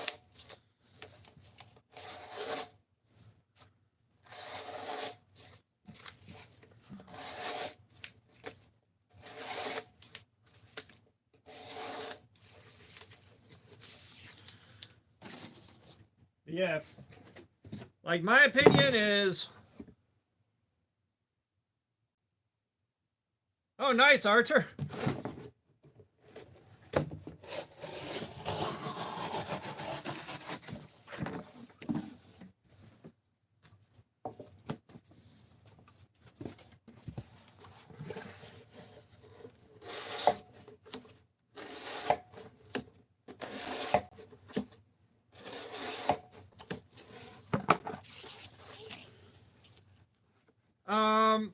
I mean, yeah, like I said, it's because again, daggers can be this small. You know, daggers can be this small and still be daggers. What they do is they dag, but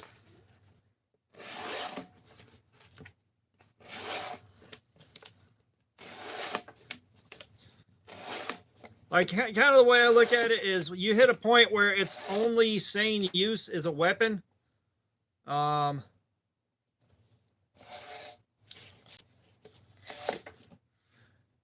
You know, like when its only use is as a weapon and it's up over like a, say like a 12-inch blade, for example, you know, you start getting into small sword territory.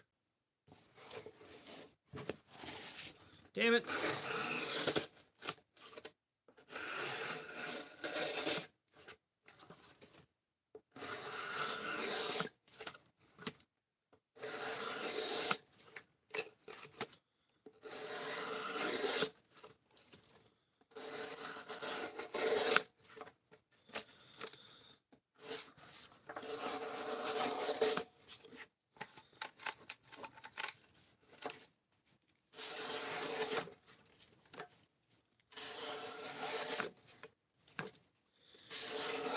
Yeah, like I said, I don't know where to draw the line between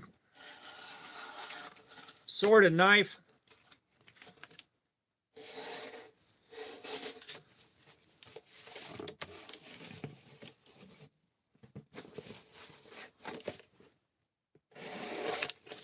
Yeah, well, in Germany they got like the Kriegsmesser, which is just war knife. Which I was going to mention, like they got the Kriegsmesser, and I like the Kriegsmesser just because war knife.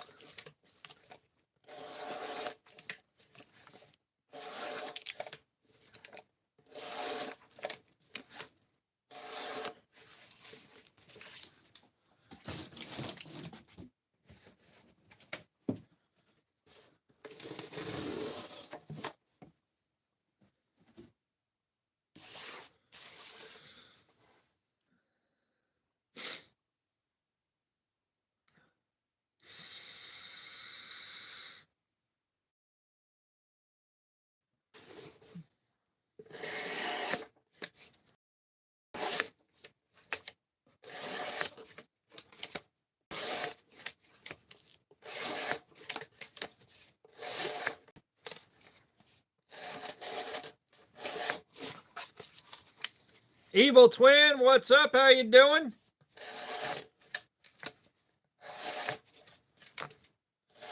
Yeah, Evil Twin, we're trying to figure out when a knife becomes a sword. So any feedback you got on that, throw it in the comments. Oh.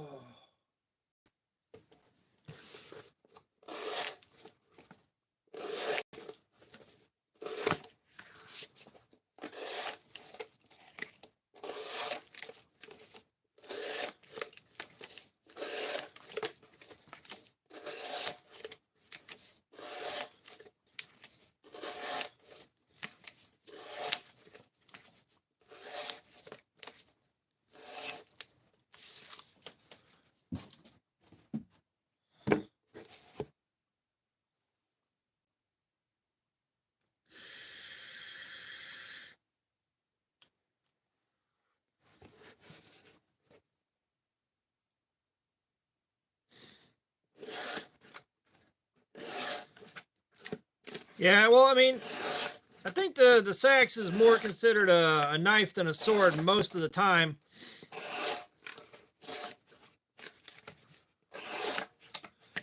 And that might be because that also bridges the gap between tool and weapon really effectively.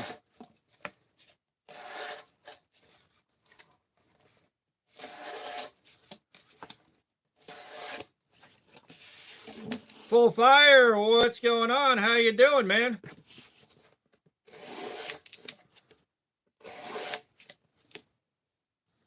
Minecraft Kid, what's up? We are doing edge retention testing. We're looking to see how much cardboard this knife can cut up before the edge is totally fucked. Hey, Noga, what's going on? How you doing? No, I don't have any butterfly knives. They don't really appeal to me.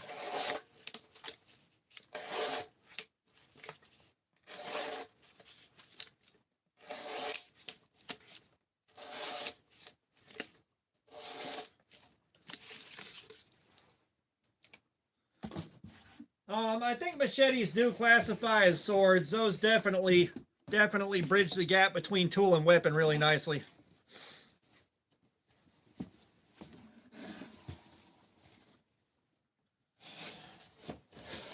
Oh, nice, Full Fire.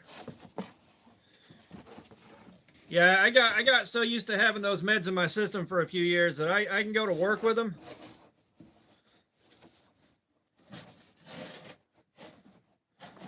But the only time I've had to do that in eons is when I broke my wrist and I needed to go to work because I needed my paycheck.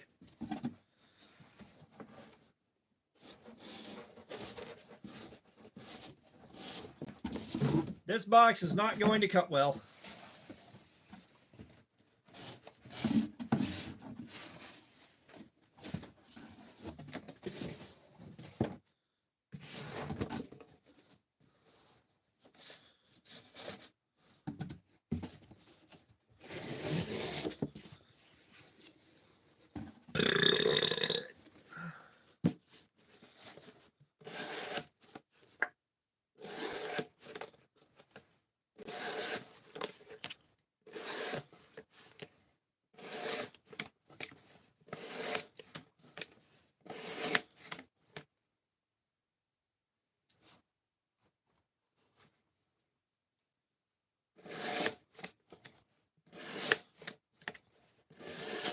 You know, unfortunately, through the course of active addiction, I hit the point where I couldn't sleep with narcotics just because I didn't want to waste the buzz. So I might be awake for 18 or 19 hours, take a nap, and get up and go right back to it.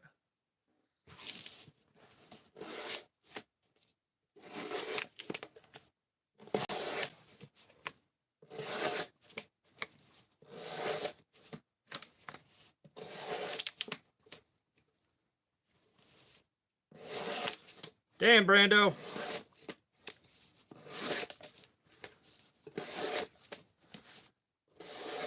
I'd love to have the kind of mindset, capability, and drive to pull that kind of money in a couple of days, but I ain't got it.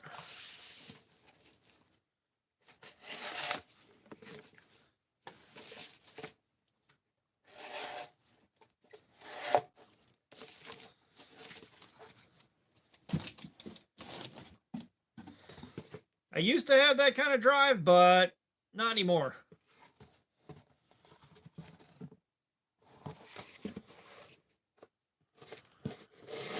And here I am giving them away for free like a chump.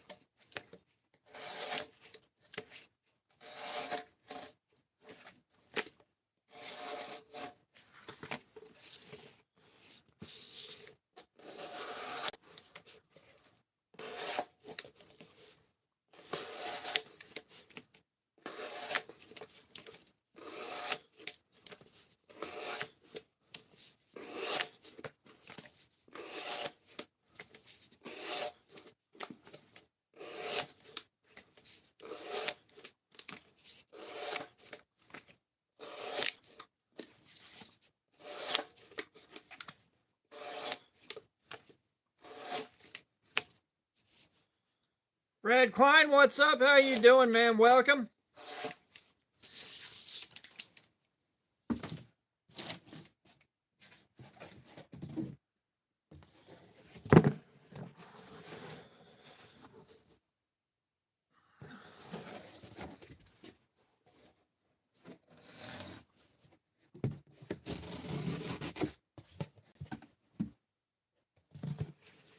Brian Kirby, what's up? How you doing? Welcome.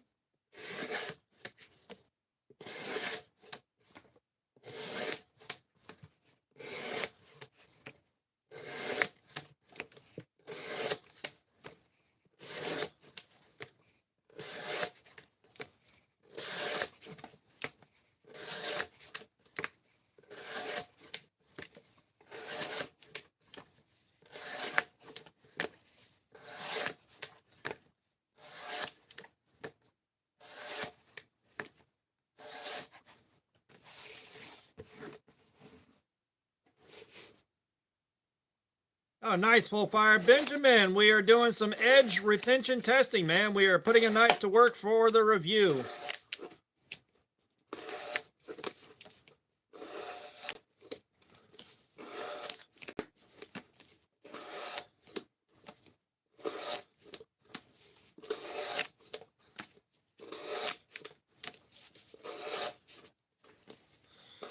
Yeah, but I hope you're doing good today, man.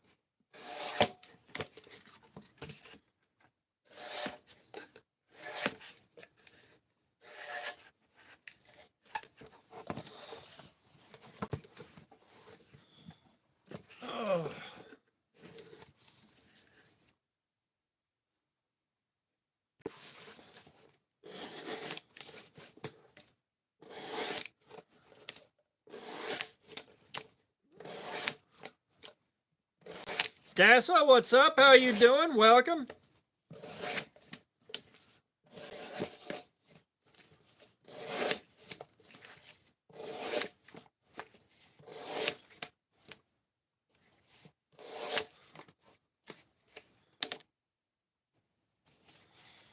Yeah, y'all do me a solid. Hit that like button if you haven't. I'd greatly appreciate it. Haven't mentioned that in a while. Forgot about it.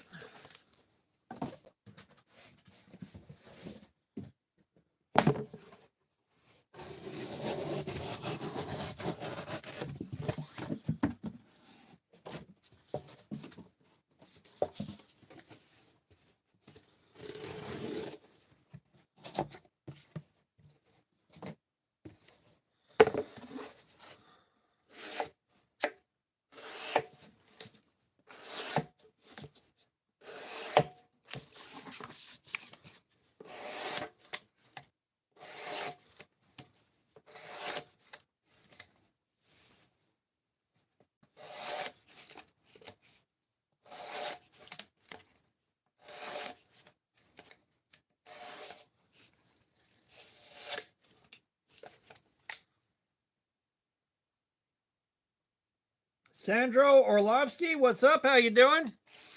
I might have pronounced that right. Maybe. Maybe I pronounced that right.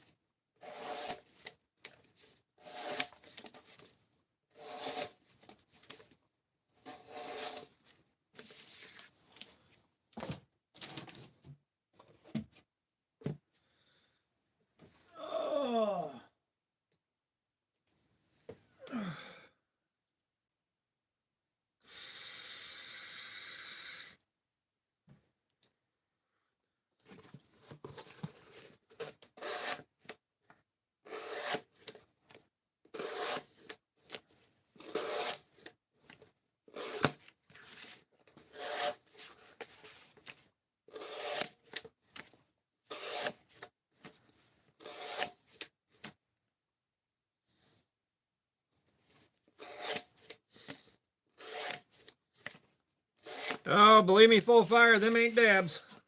Them ain't dabs. I got stuff to live for.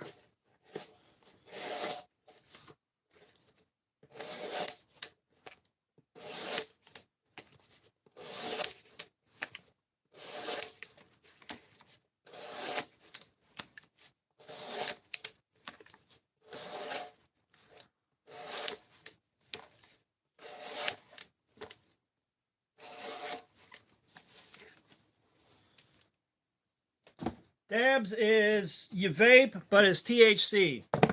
So you got a little burner and you take a dab of your resin. You take a little dab of resin and smear it on there, and then you fire it up and you take a big rip of that. It's more concentrated THC than your standard chuckle brush.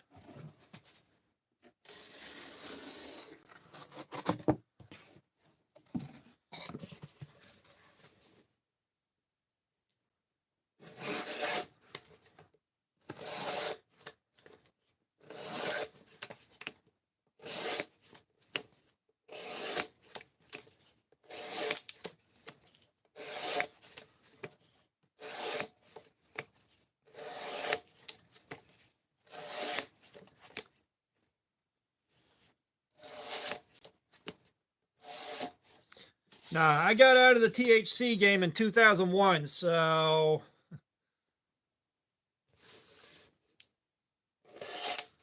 yeah, actually, Breakfast of Champions is supposed to taste like just a handful of random ass gummy bears.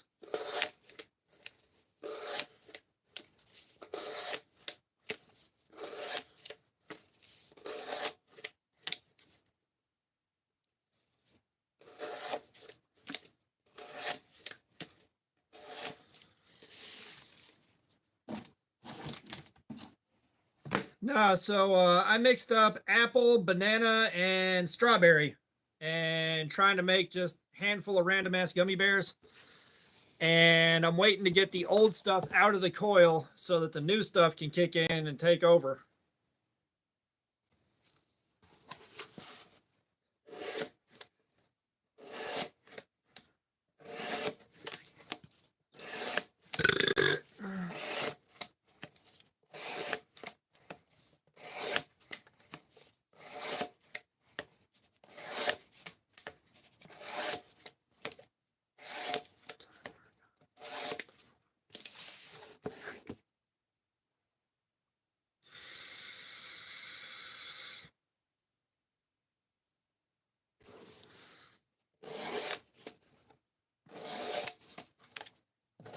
Because the stuff that I had in there was the remnants of like 3 or 4 different bottles of juice, just that last little few drops. It didn't taste good.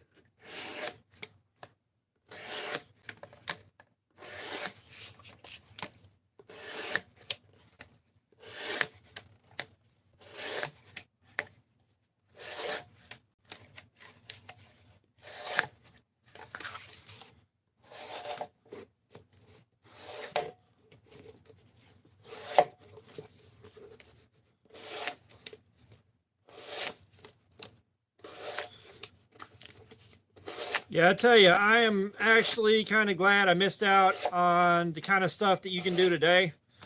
The dabs, the fucking Benjamins, the fucking carts, the potency they're growing it at now, because I would have been a fucking goner. You know, once I start, you know, I gotta basically be high 24/7 or I'm not okay. I can't do that anymore.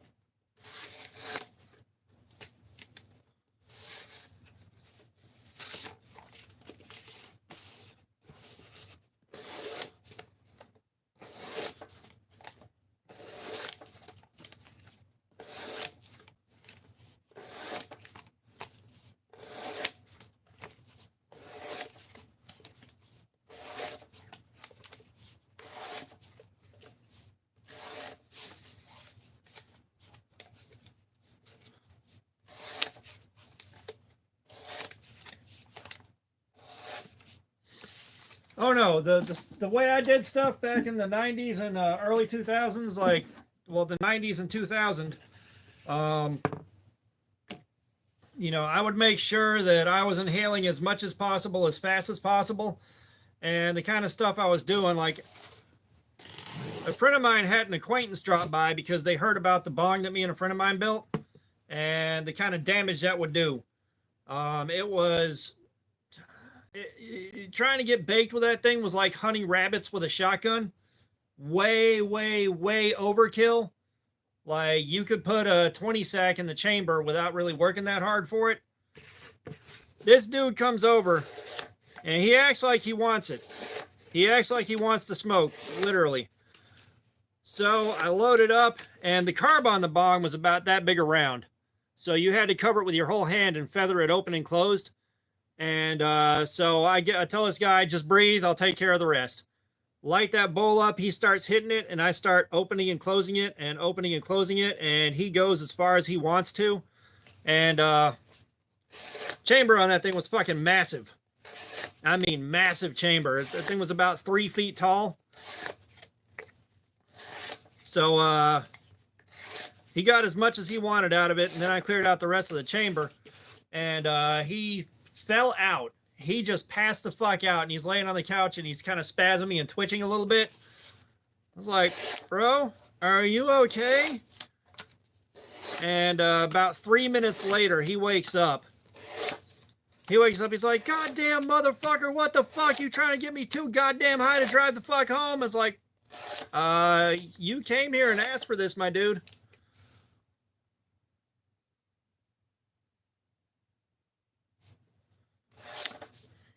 Yeah, like at that point, my tolerance for what we were smoking was through the roof. Like, I could smoke all day and all night and still be awake and functional. Yeah, like I said, I went overkill. Like, I went in like a true fucking addict. And like I said, dude wakes up freaking out. He's like, man, motherfucker, you getting me too high to drive and shit? And it's like, bro, you came here and asked for this. Like, I don't know what you want.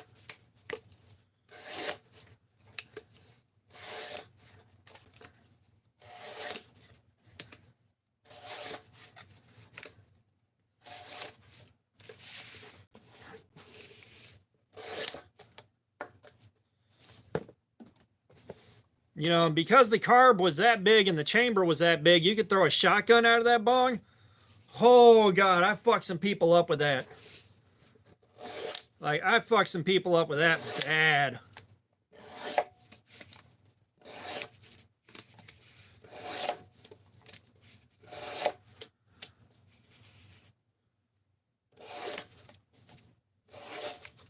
Yeah, I don't know if dude made it home, man. That was the first and only time I ever met that motherfucker. Like a friend of mine just brings this random guy in the house, said he wanted to try the bong out. Like, oh, all right, cool. He said he brought his own, so he packed that fucker out. He told me I could have the rest. I was like, all right, cool. You, sir, are about to experience Apollo 420.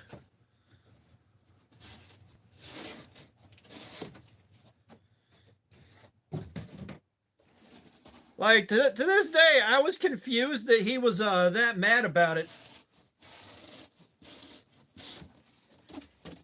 It's like, you know, he came over here because he heard the bong was just that good. And it's like, I'd be fucking nervous as shit the first time, and like, I'm not planning on going nowhere.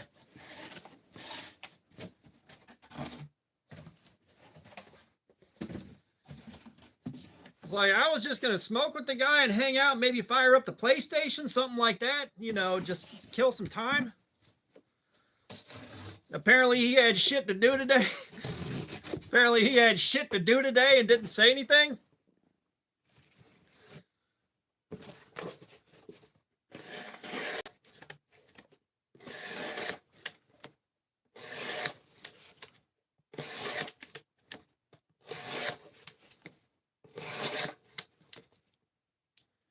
Cannon, what's up? How you doing, man? I'm doing good. Yeah, it has been a little while. I hope you're doing all right.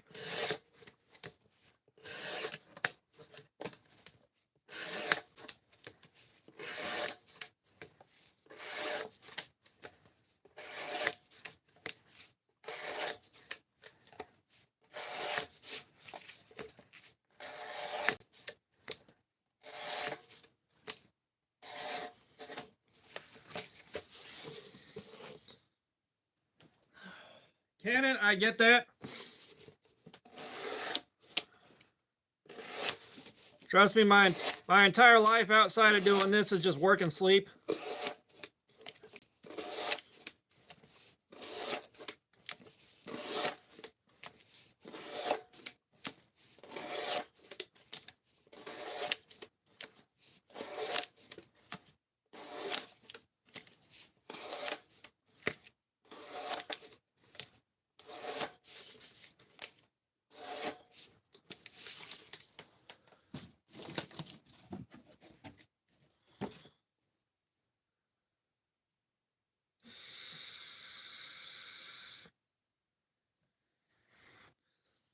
Yeah, it gets kind of monotonous, but that also depends on whether or not work suddenly becomes extremely stressful.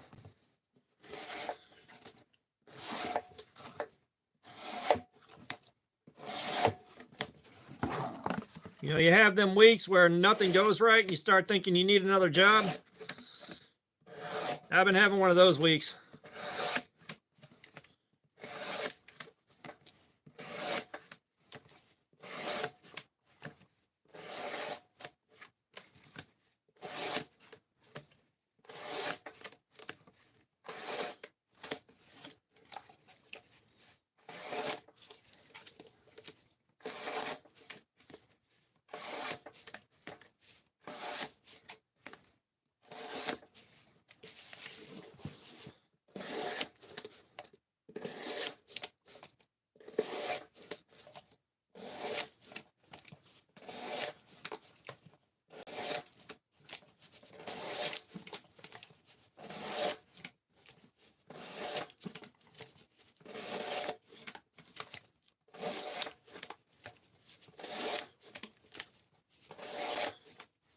But yeah, we were just talking about misadventures smoking pot, basically.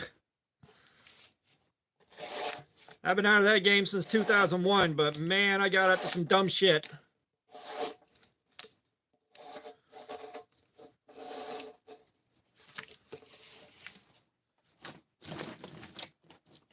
Uh-oh.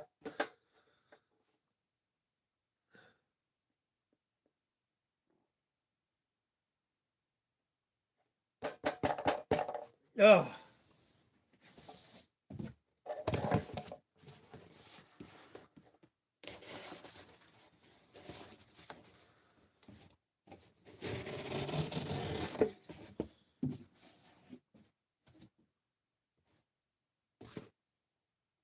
Oh, man. Oh, Oh, dude.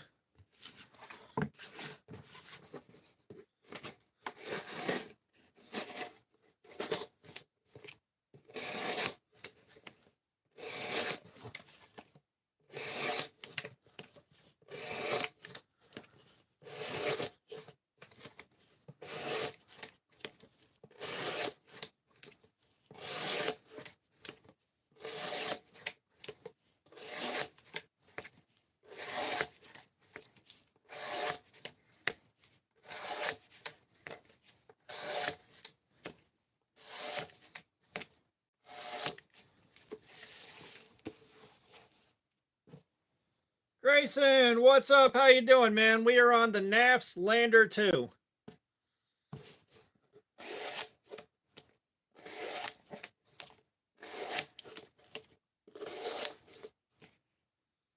Kukosi, what's up? How you doing?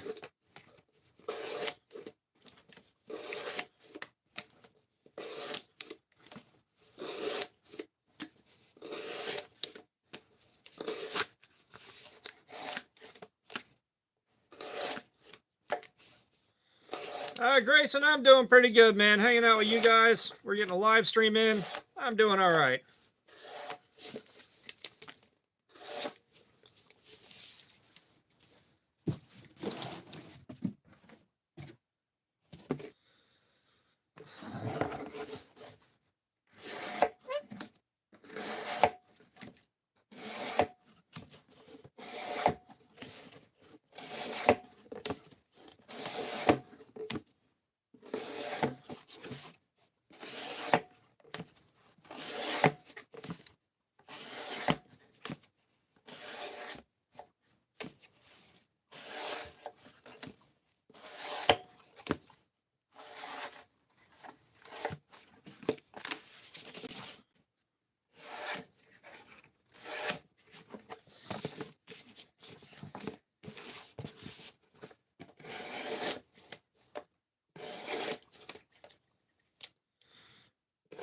Brando, the ergos are pretty good, man. I don't have anything to complain about with the ergos. I'm not going to lie.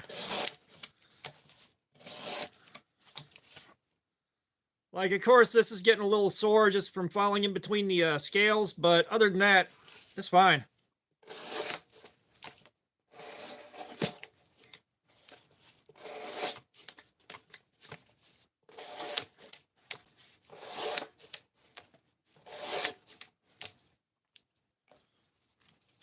Oh, nice, Grayson.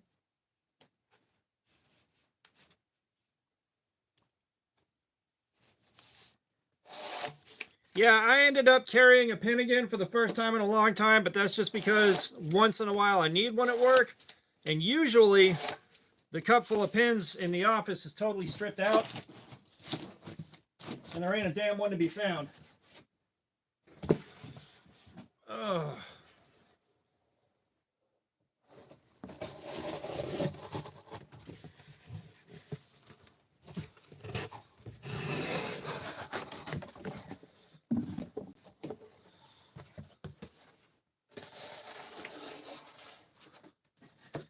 Now that being said, the O-Pin Pro just wound up being way too bulky, and it was prone to, like, a couple times I accidentally left it open in my pocket, and the ink just soaked a whole bunch of black ink into one of my shirts and ruined it. And it's like, you know what? We're gonna carry something easier to make sure it's closed before I stick it in my pocket.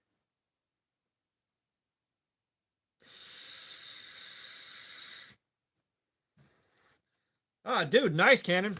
I just picked up, because we've all been interested in it, or the steel, but I just picked up a Condor Krakatoa.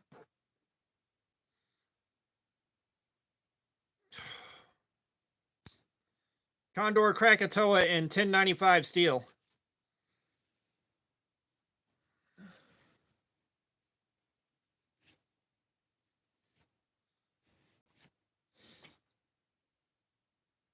And we're going to oil the action up here on this.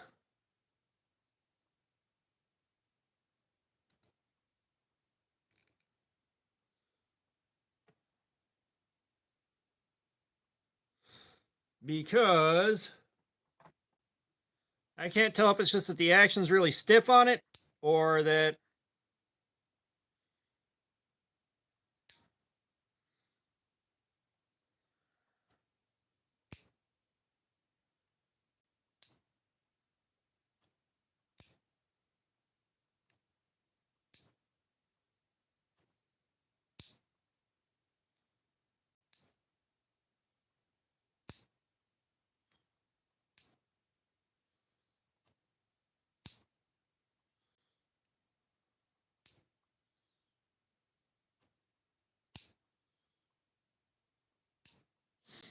yeah, this is going to wind up being like a two-hand open, basically. It's like you're pressing on the detent to try to open it, and it locks it shut on you.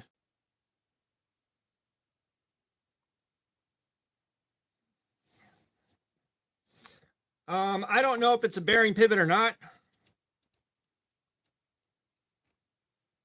but we are going to make this a tip-up carry.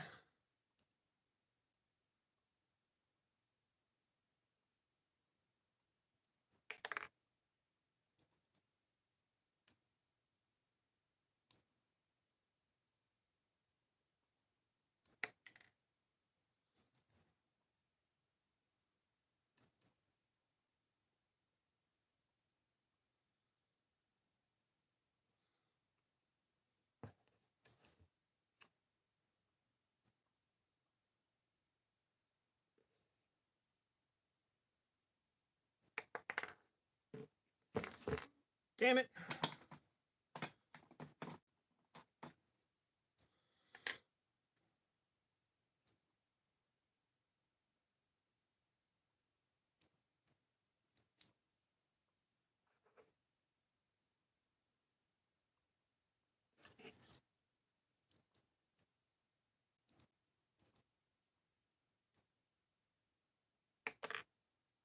Damn it.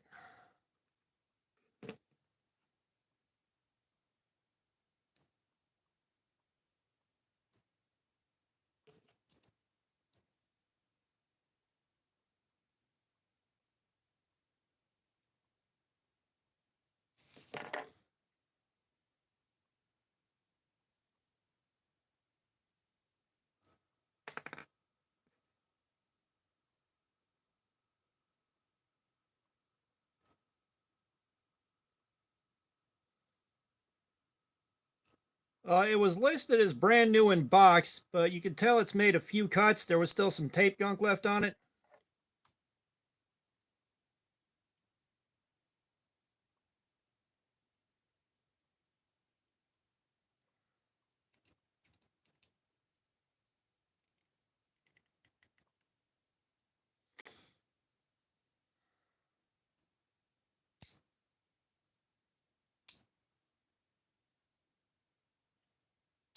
Mr. Drifter 97, I have no idea what the hell you're asking.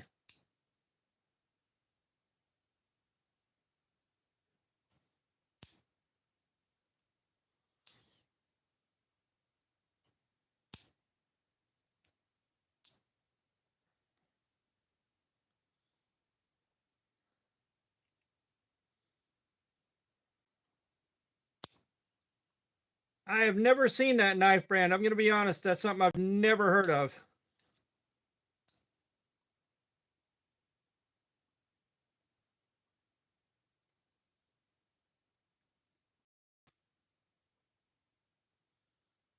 What do you know, Punisher? How you doing, man?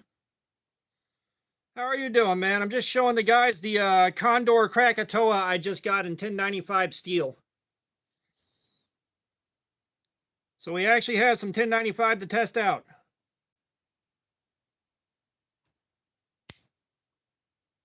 Daiwa Buck. So Buck makes some okay stuff, but they rely way too much on outdated 440C steel. Or 4... God, what's with the stupid ass questions?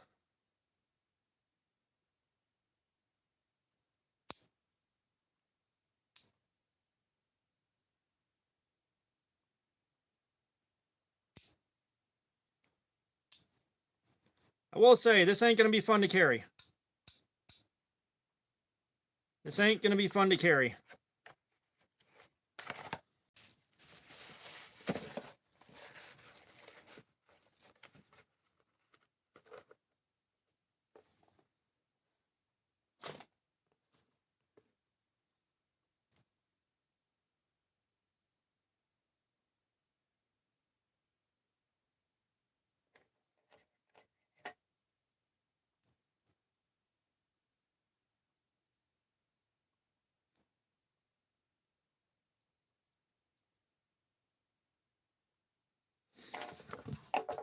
But we have also finished another hour off, so we can take a look at our edge and see how that's doing.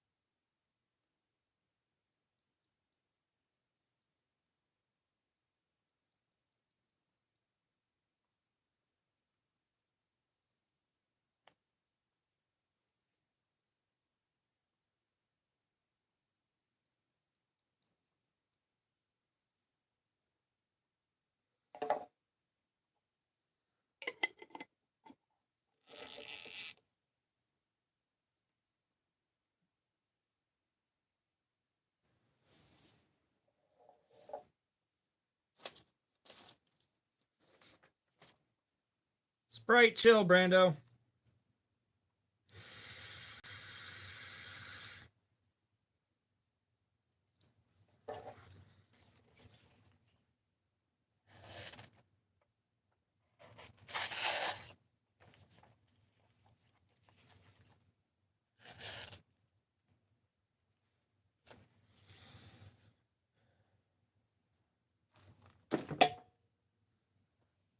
Oh no.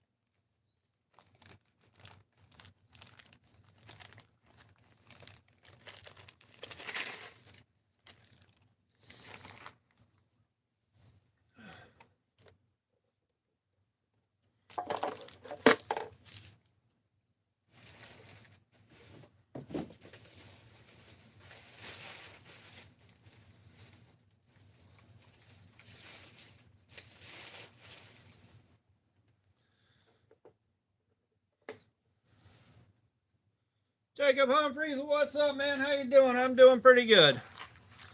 I'm doing pretty good. We may have a solution for the wife's car. We may.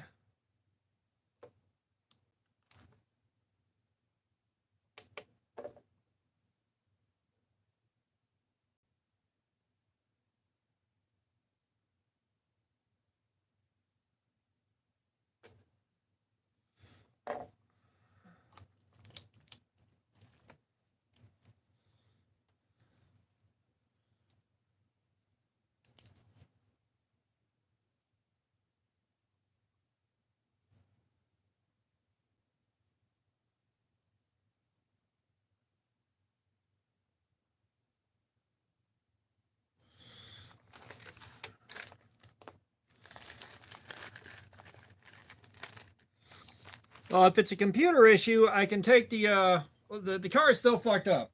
I haven't done shit to it because I can't figure out what to do. But somebody that was here earlier said I can disconnect the positive and negative terminals on the battery and just touch the terminals together without them being near the battery and drain the drain the energy left in the computer system and reset the computer, and that might get it.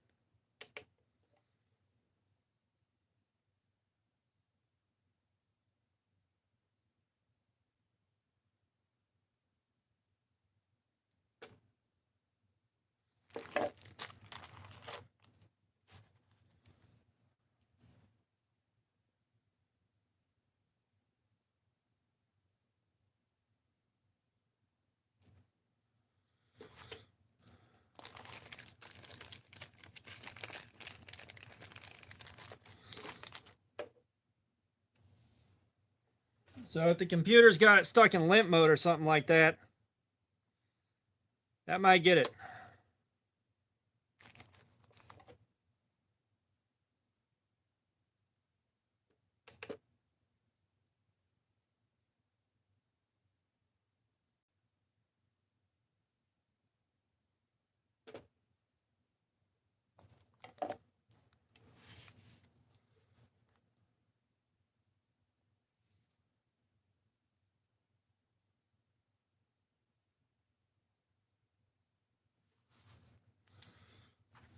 All right.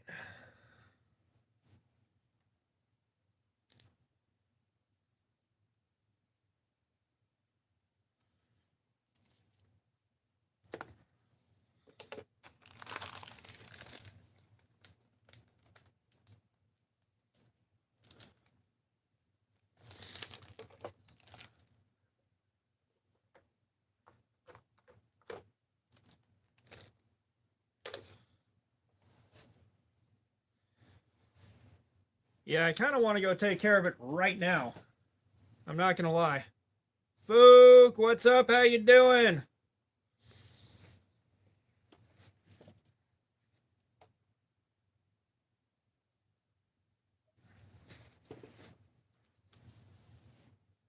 Also, Fook, if you're still here, check it out. We got a Condor Krakatoa in 1095 steel.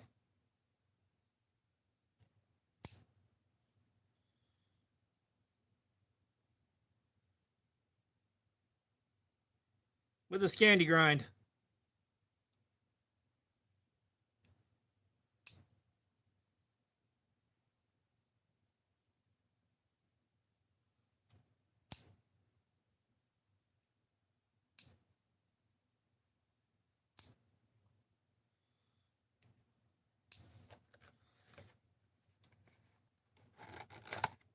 I don't know if I'll be able to carry that more than a day or two, though. I don't like it that much.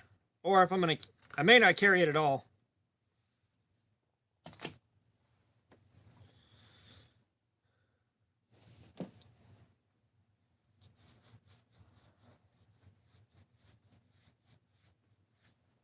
As a matter of fact, give me a minute, guys.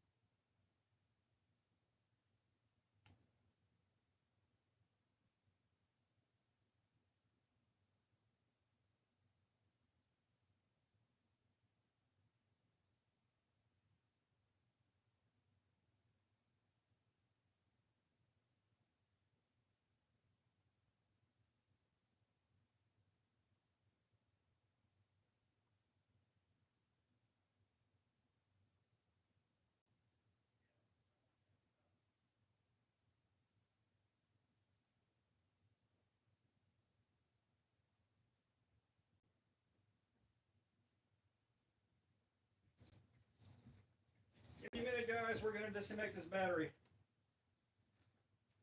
Garage door.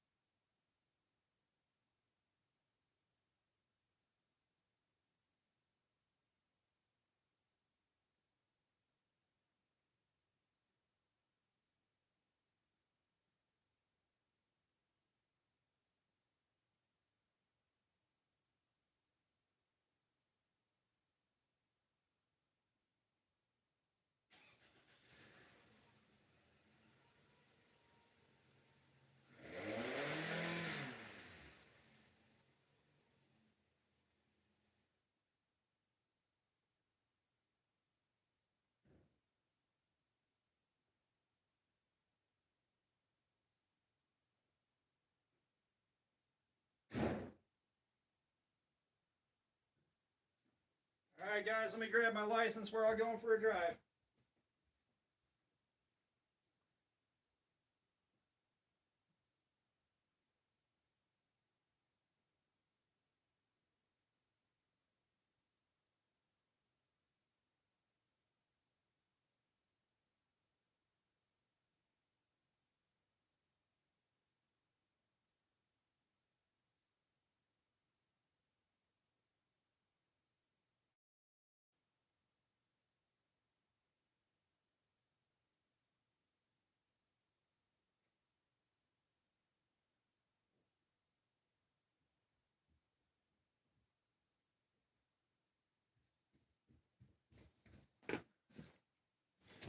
All right, guys, let's go for a drive.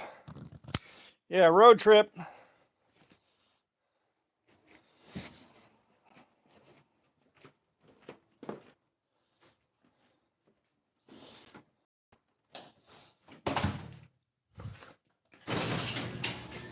I mean, it may not be too interesting, not gonna lie. Shotgun.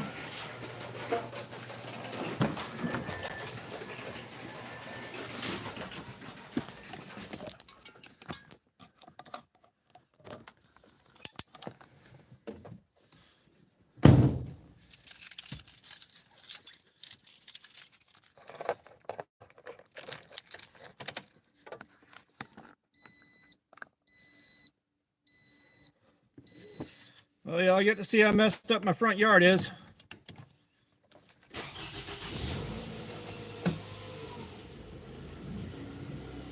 Hang on. It's an owl.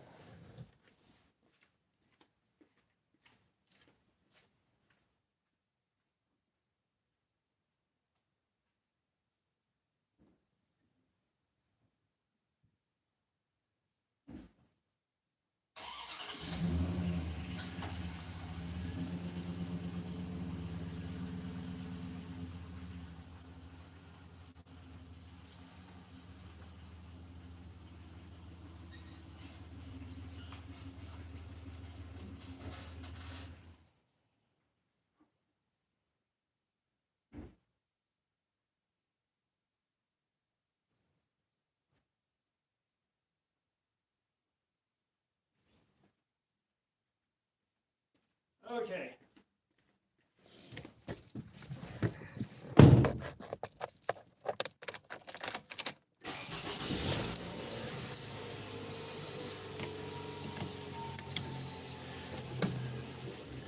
This would be one of them O.J. Simpson chases at like 15 miles an hour. Like, this would be one of those O.J. Simpson chases.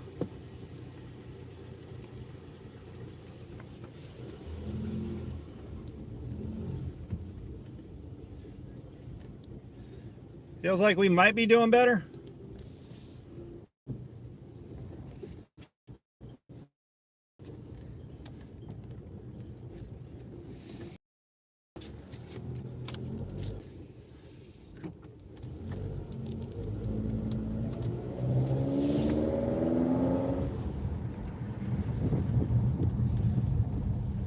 Yeah, we switched over to the 5G.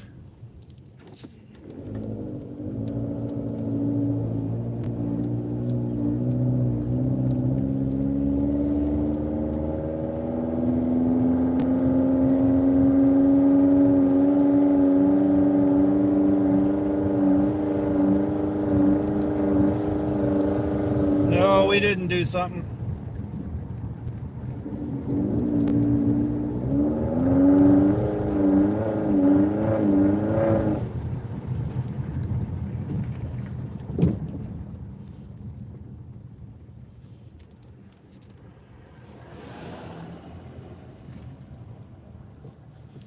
We didn't do something.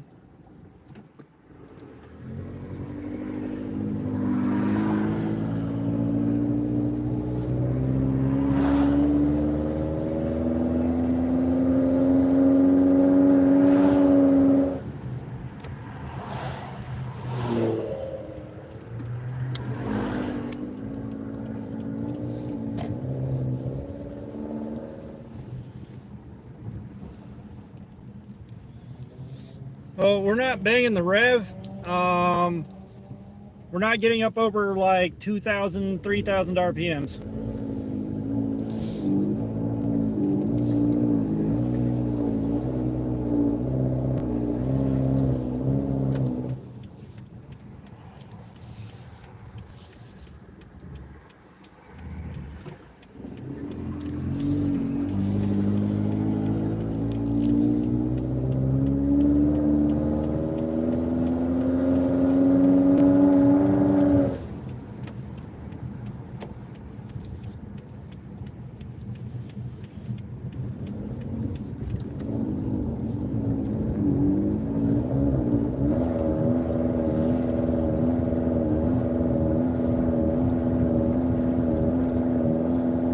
Like we're at 2,500 RPMs and it's not going over 2,500.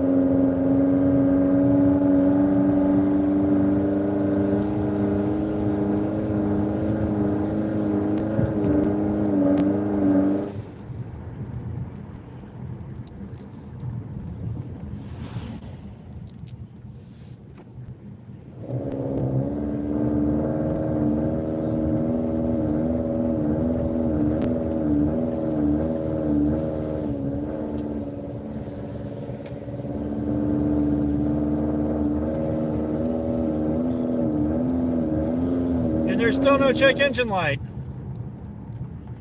It's a 2006 Toyota RAV4. We were trying to see if a reset on the computer, like a hard reset, would have done anything, but no.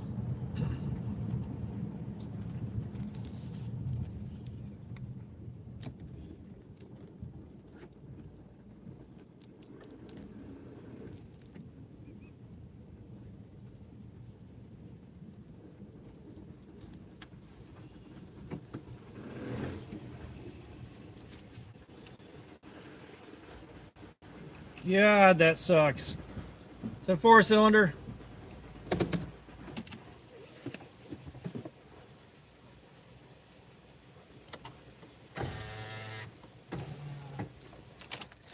I don't know. I need to have a professional look at it, and I don't have any money.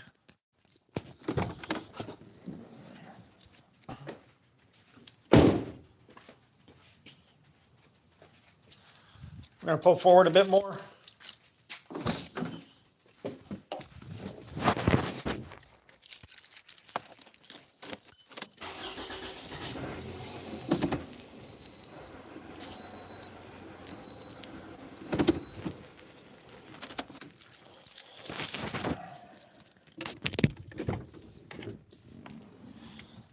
Exhaust shouldn't be plugged. Like I said, it's got a brand new catalytic converter and a brand new manifold on it.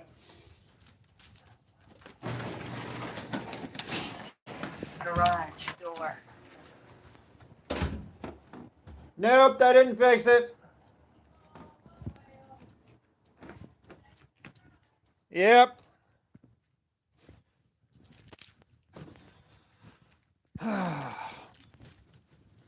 Fucking bullshit.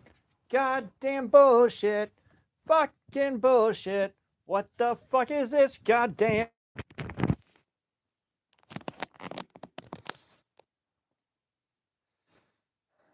No, it's a brand new catalytic converter, man.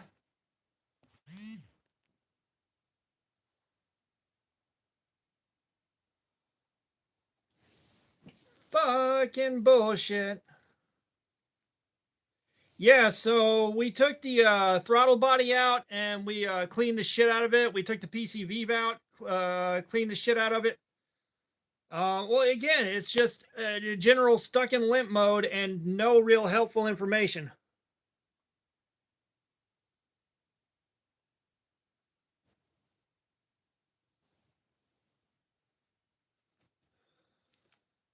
Fucking shit.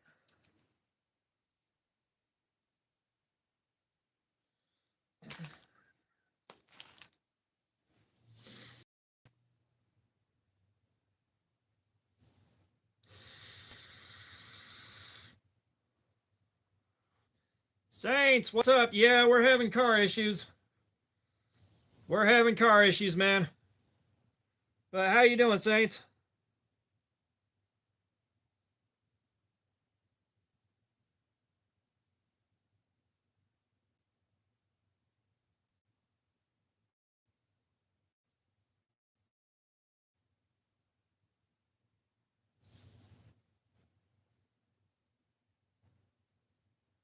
Yeah, I'm not driving that all the way up to AutoZone. Yeah, no, it's been a minute, Saints. It's been a minute. But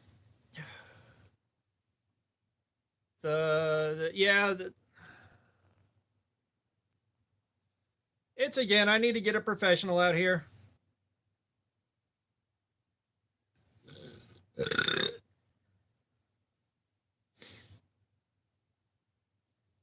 You know, it's infuriating that I can't get this fixed, but what do I do?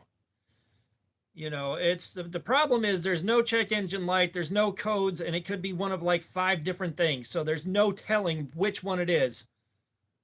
So the wife's car is stuck at 2,500 RPM, and it won't go over 20 miles an hour, give or take, unless you're going downhill. And there's no check engine light, there's no codes being thrown. So it could be one of about 4 or 5 different things, and there's no telling which one. I am kind of mechanically inclined, but I haven't done anything in so long that I'm not that confident anymore. And like I said, I've checked the forums, I've checked online. Trust me, the first thing I did was start Googling shit. It's a 2006 Toyota RAV4. We've been beating our heads to death trying to figure it out. Nobody. It's again, I've been online, I've looked at the forums, I've looked at everything I can, and there's like 3 or 4 different problems at least that it could be, and no definitive answer.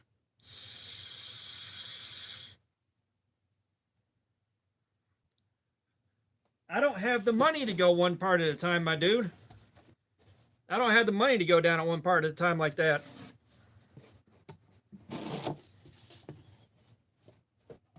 I've just got to get a mechanic out here. I got to get someone that knows how to fix it or knows how to diagnose it properly and get it dealt with.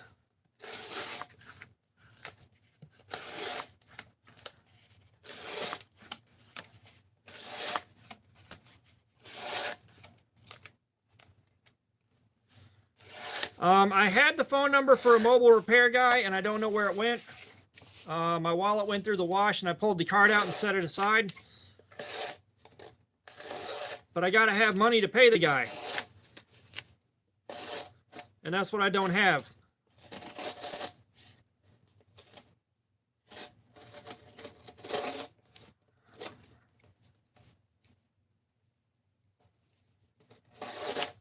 Yeah, it's okay, Punisher. It's okay.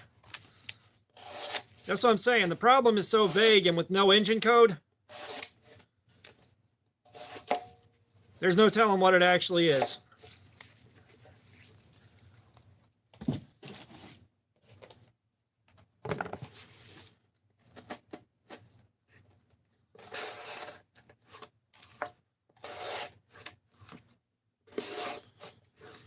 But again, I don't have the means to change the fuel filter out. I am not the guy to drop the gas tank out and replace the fuel filter, especially not when it was working fine before we replaced the manifold. It might be limp mode. Again, we tried a code reader. It didn't throw a code. I haven't checked the spark plugs out. But again, you guys, it worked just fine.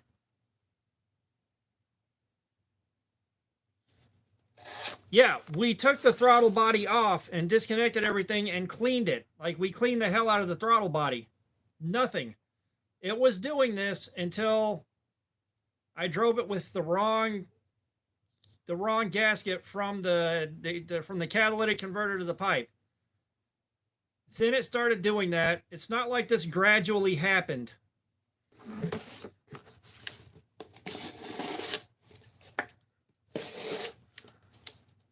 Tim Reed, what's up? How you doing, man?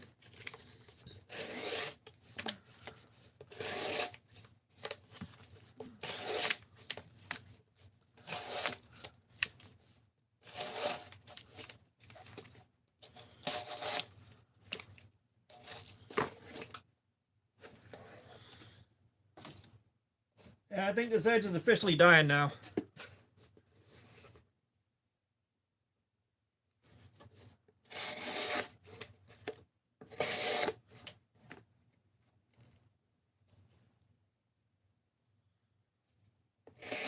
Yeah, like I said, guys, I don't know. I need a professional to look at it.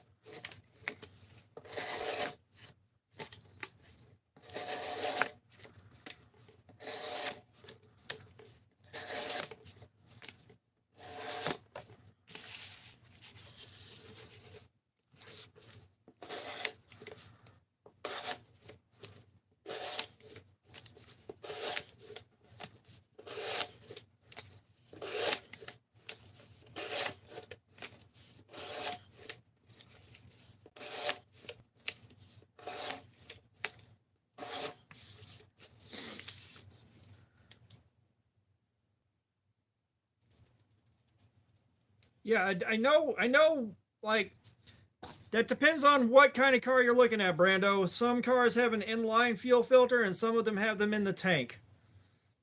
All right, Punisher. You have a good one, man. If we're still on, we'll see you in a bit. If not, no worries, man.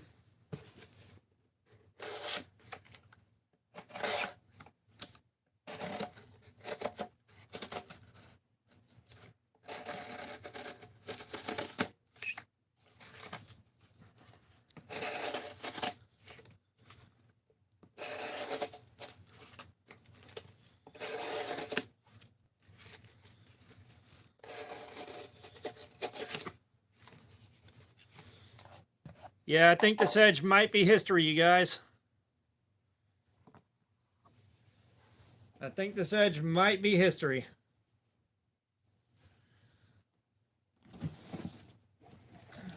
I think we're going to call that edge toast, and we're going to sharpen this thing.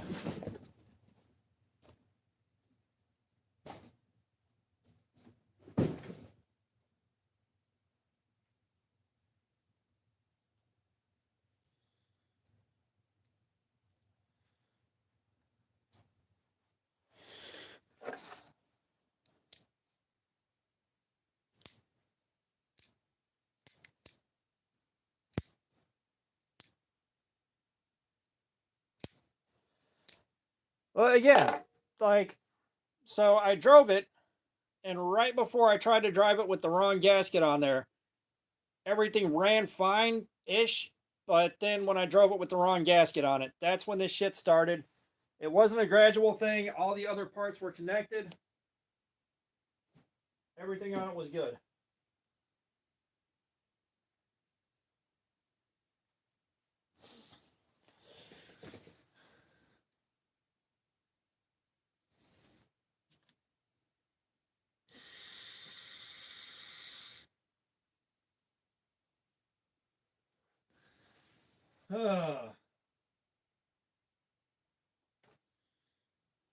Here we go.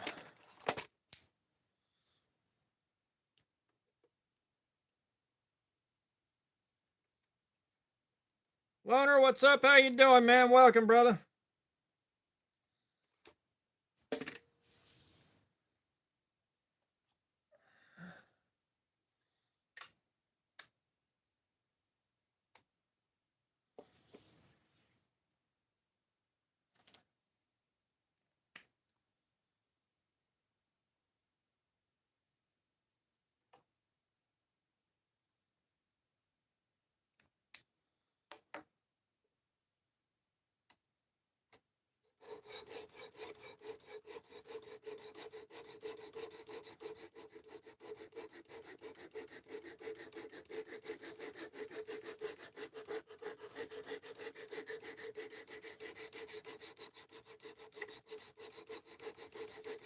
That's not the job I'm the guy for.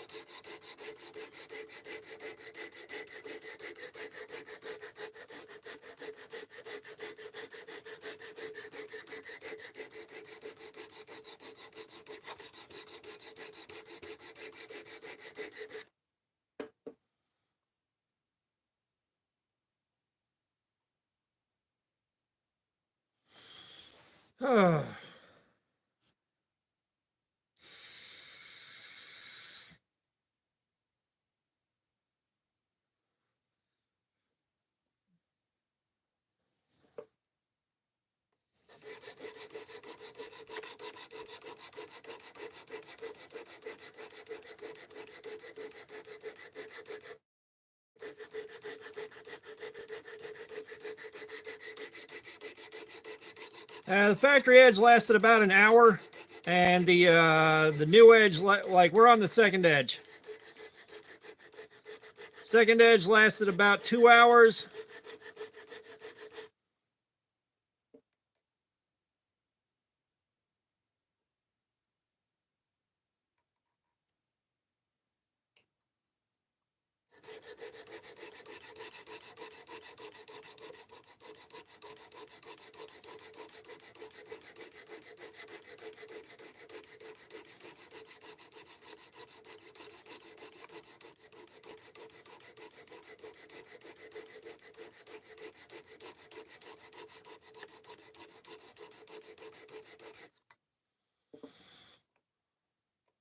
Oh, man.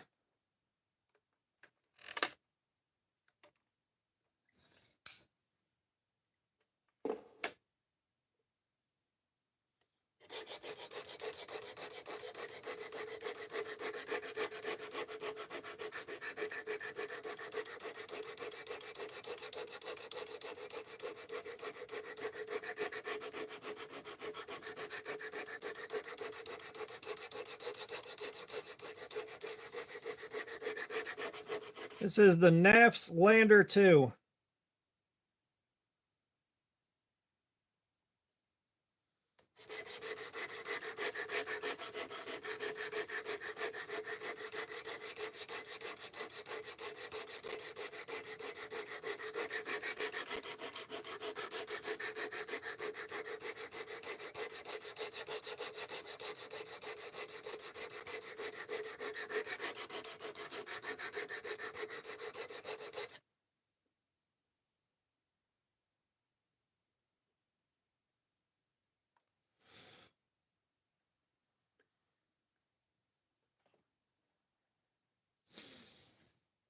No, S35 VN.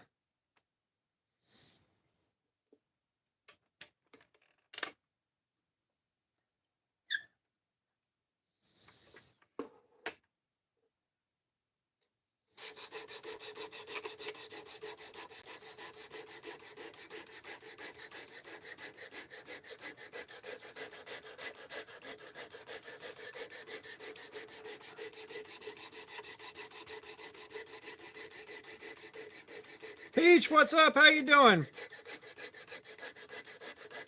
Were you the guy standing right next to me, trying to get into the front of the building?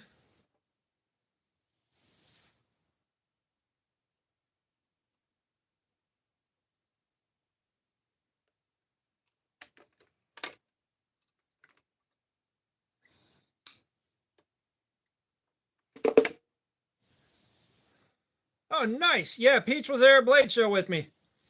William, we already killed another pile of cardboard. We're just sharpening this thing up before we wrap the stream up in a while here. Because I got stuff to do today.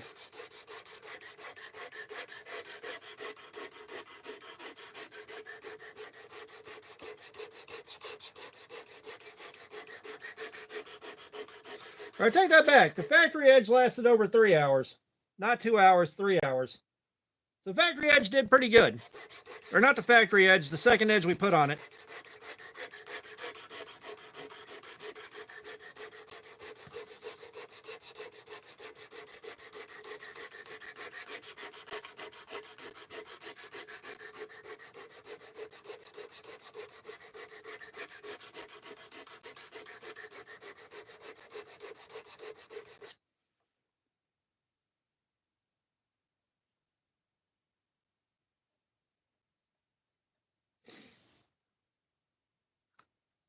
William, you should be able to get black scales for it. But if I was going to buy scales, let me show you something.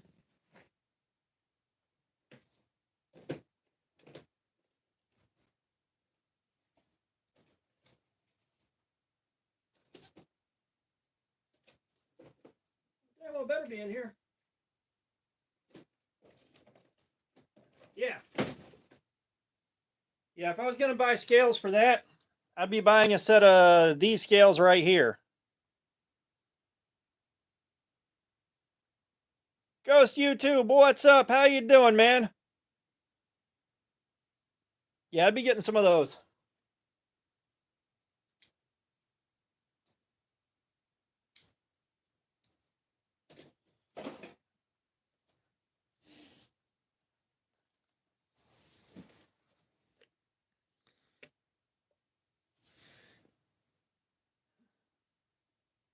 Yeah, those lunar scales.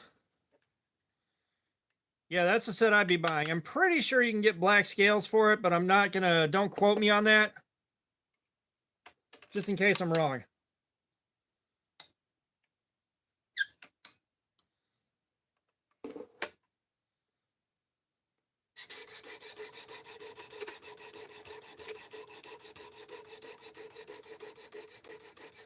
No, there's no lights. Trust me, if I had lights on the car, I could do something with it.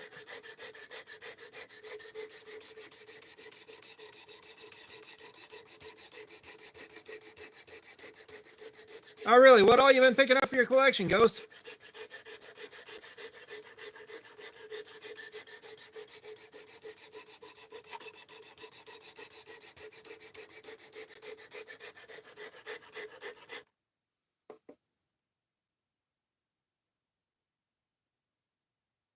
Son, dude, you never seen a knife being sharpened before?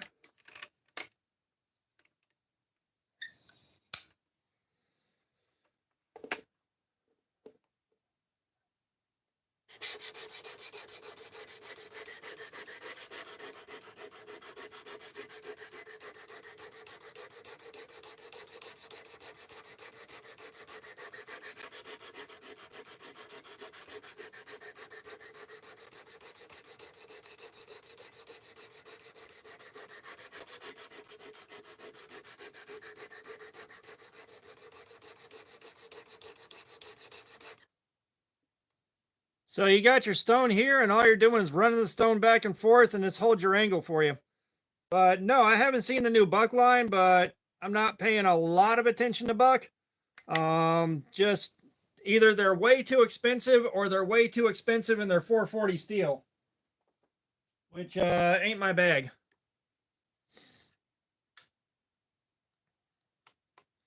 So I'm dropping a stone in here, flipping it over to the side that's got the burr on it. This is locked in at like 17 degrees.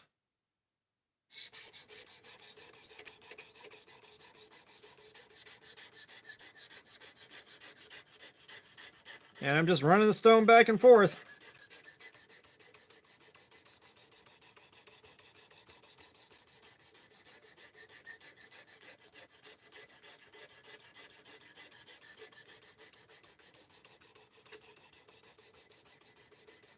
Gyms? What do you mean gyms? Also, how you doing, Stray Cow? Welcome.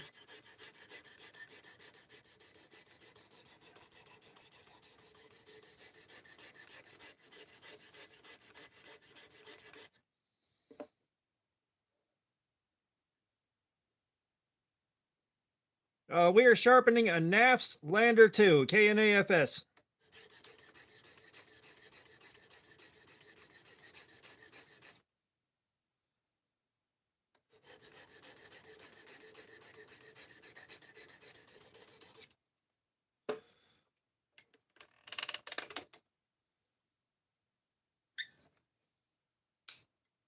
Brad Martinez, we go through grip progression. 220, 320, 400, 600, 800, 1200, 2000, and 3000. That hobo, you know, what's up? No, I'm on the hobby end of this. I do this for,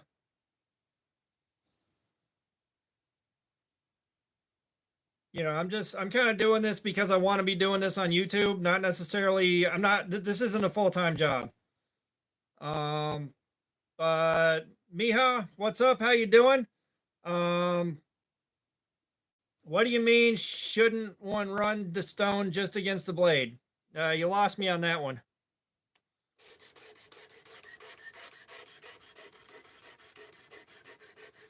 Oh no, you can run this back and forth. You can go in circles. You can go side to side, kind of whatever you want to do. No, but I also haven't been chasing down D2 lately. I've been hurt too many times.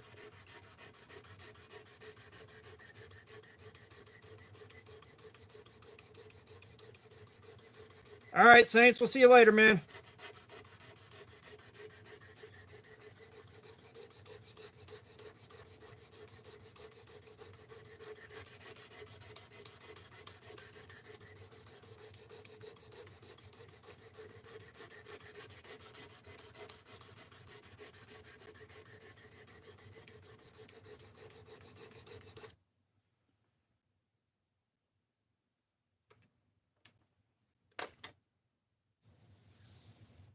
Oh no, we're only working on the edge. All right, Saints, I appreciate it, man. I'll send you some more beads or something if you do. Best budget steel for the money. Oh God, it used to be D2, but I've been seeing so much bad D2 lately that I'm kind of scared of it now.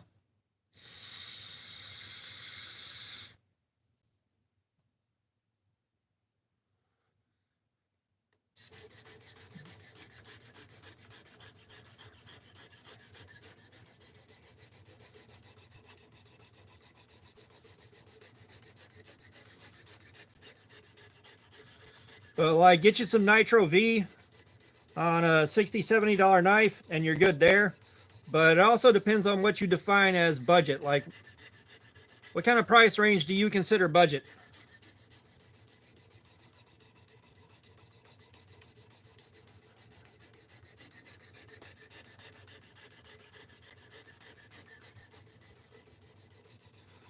Yeah, 14C is some good stuff. 9CR18 is good stuff. If my knife design ever comes out, it'll be a 9CR18 for that happy balance between edge retention and ease of sharpening.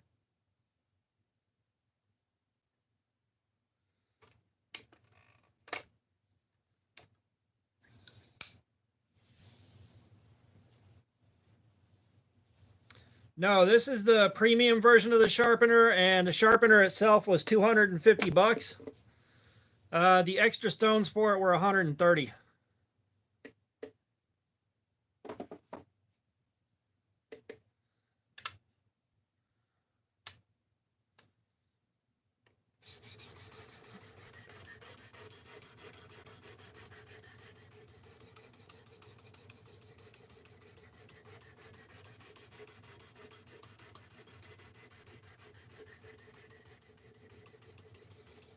Yeah, Os8's pretty good stuff. Os8's right there with 14C and 9CR18. Wyatt Tracy, what's up? How you doing? Welcome.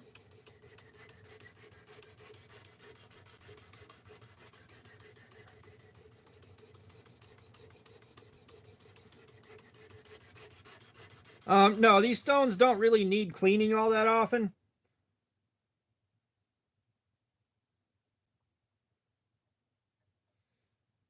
They don't need cleaning very often. But yeah, like, you know, the 400 bucks is not terrible considering the next best thing. Like, the only way you can go from this is up, and that starts running at 600 to 1200 bucks.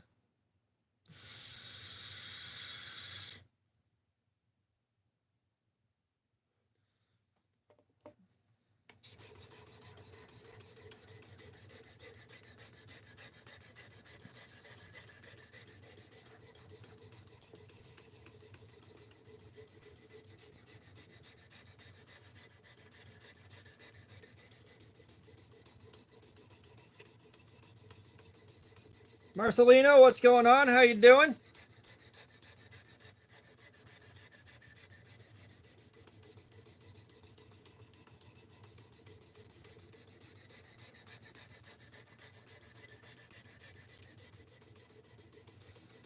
You talking about the carbide pull-through sharpeners? Those are shit. Lazy Hollow, what's going on? How you doing? Yeah, don't use a pull-through carbide sharpener.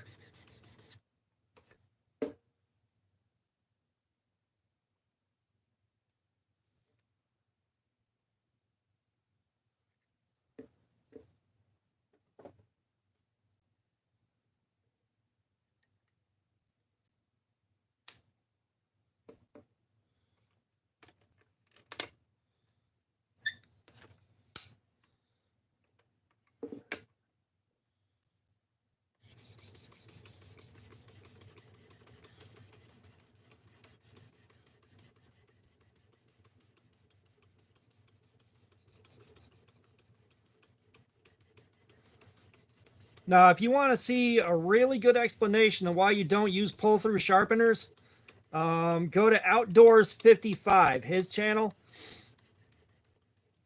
and look for his video on pull-throughs. He does microscopic views of the edge after you use a pull-through sharpener. You really see why they're so bad for a knife.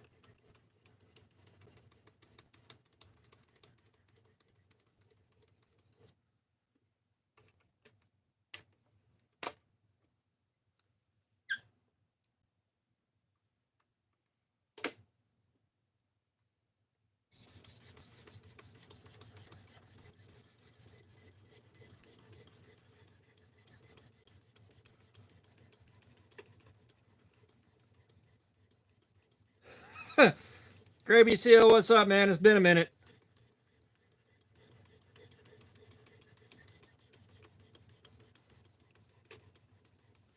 Amanda Guest, what's up? How you doing?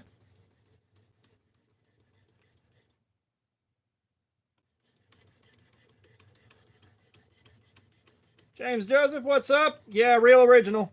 I'm doing good. I'm doing good. Hi, Polymer Duck. What's going on? It's doing all right, man. It's doing all right.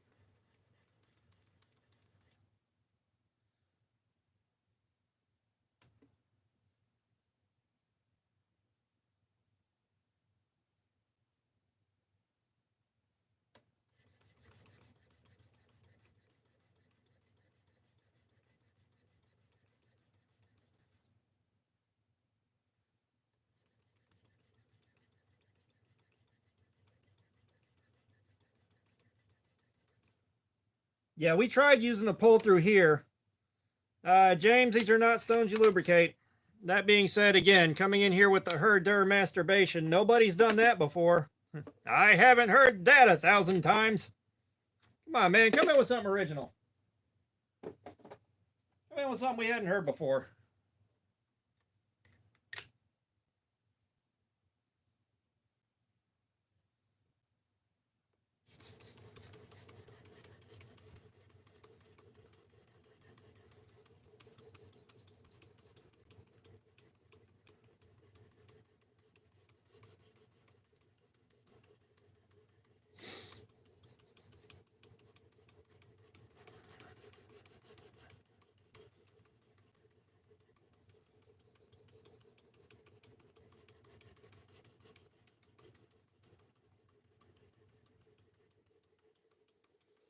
Yeah, we tried using a couple of different pull-through sharpeners here for some testing, and man, they did bad. Lord Almighty, did they do bad.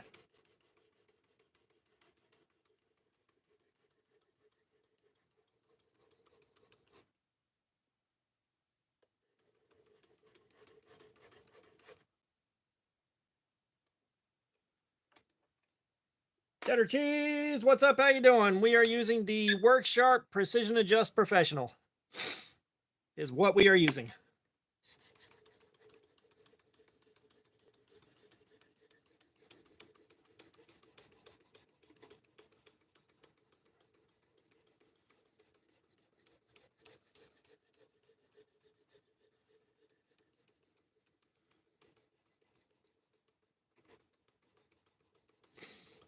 If y'all are old enough to remember the Bavarian Edge, we even tried one of those out, and boy, did that thing suck.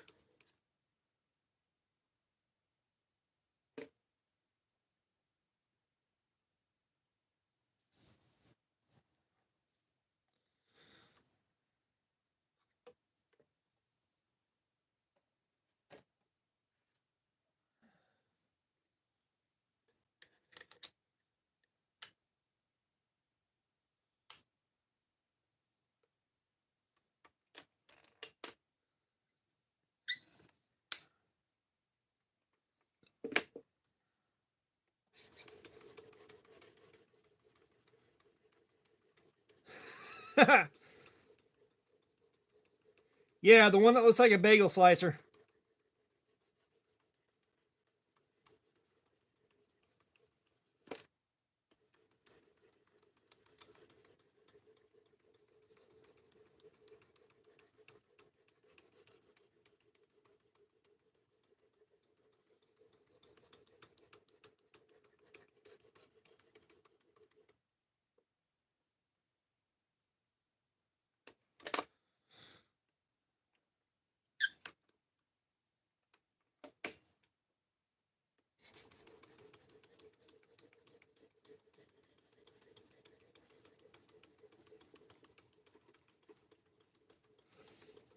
Amanda, we done been cutting cardboard. We're just sharpening this up so we can wrap the stream up and I can go lay down because I'm tired.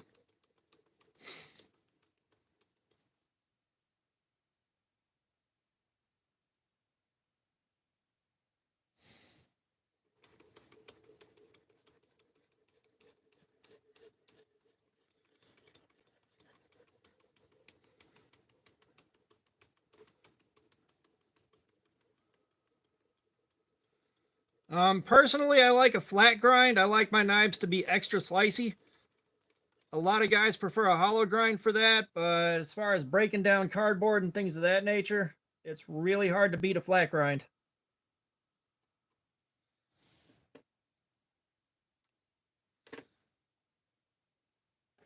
It is still early for me. We'll put it that way. It is still early for me.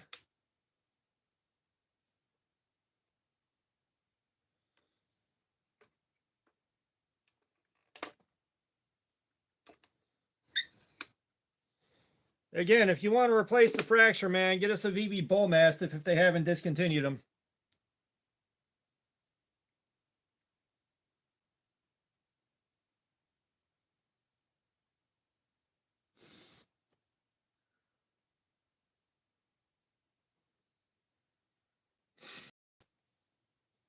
The lander went for about 3 hours on our second edge. So it didn't do too bad.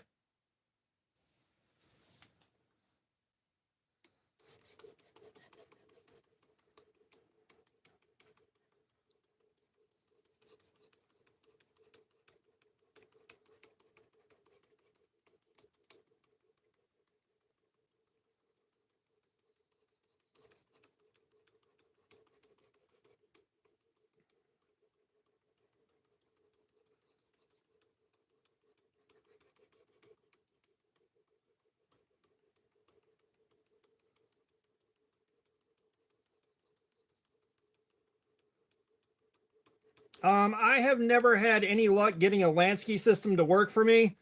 Every time I clamped a smaller knife in there, all I did was grind the clamp away without touching the edge. I'm not sure what I was doing wrong or if I was doing anything wrong, but it definitely wasn't designed for me to sharpen stuff like this on it.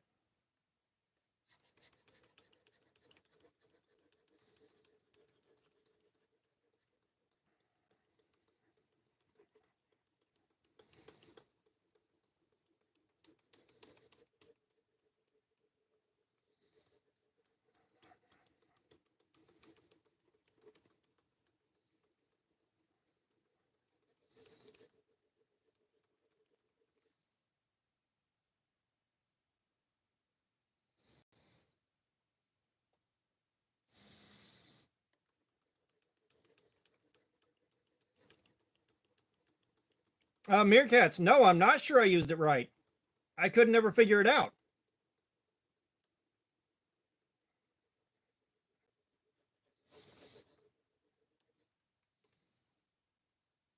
That's what I was saying. I don't know if I was doing it wrong or what.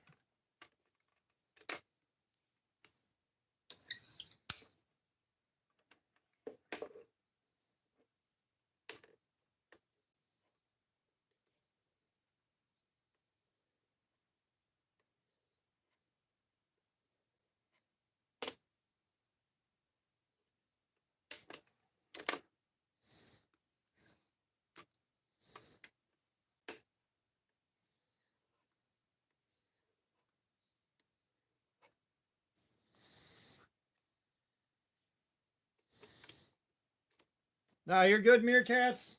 Yeah, I have no idea if I was using it right or wrong, or I don't know.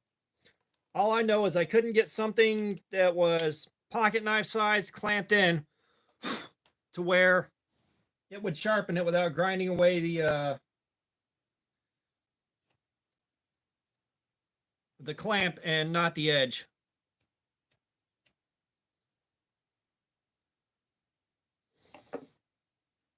Also, Miwa Knives, what's up? How's it going?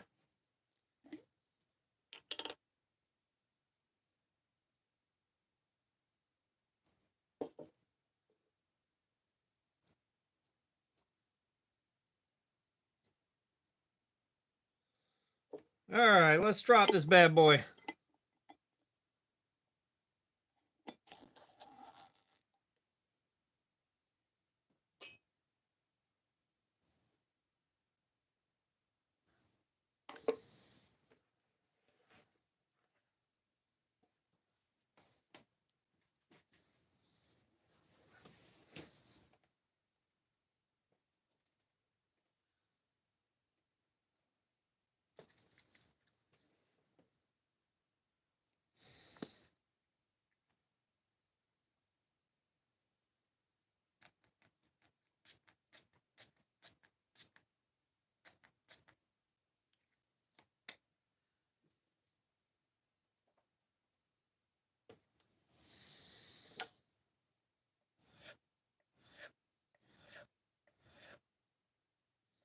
Miwa Knives, I'm doing okay.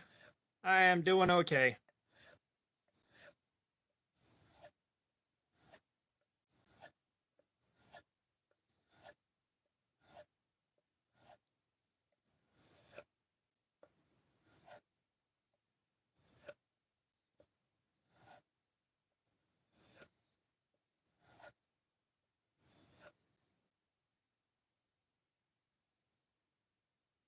I haven't had any cuts while I'm doing this. Knock on wood. That happened with a machete out in the woods years and years ago. About all I can say about knife safety is treat the knife like it actively wants to hurt you at all times.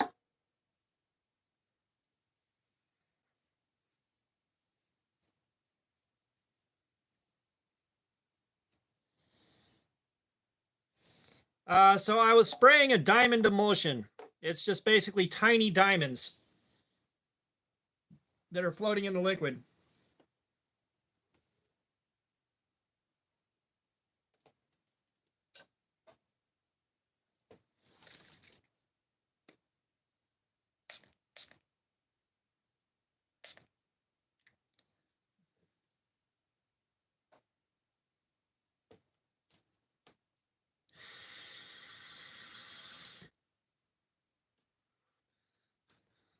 But yeah, the strops are leather glued down to wood.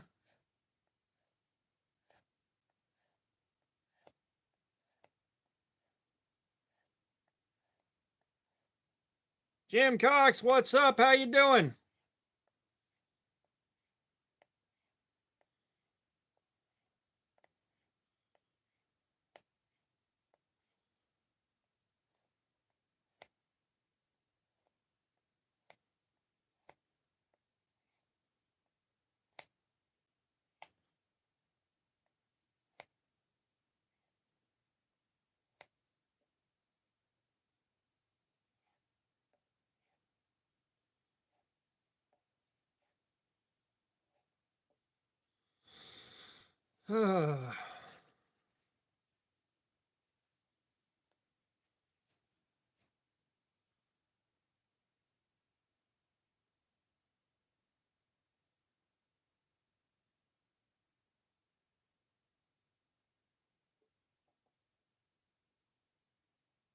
The O-knife cleaver, which one? Because the GAR is like 60 bucks.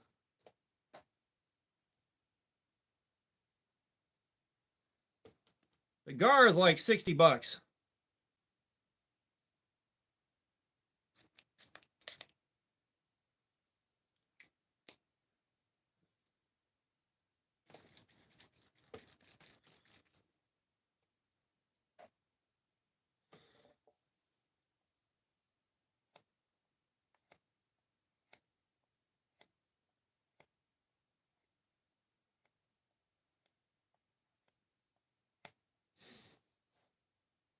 No, the black one, the 09 Century L1 is discontinued.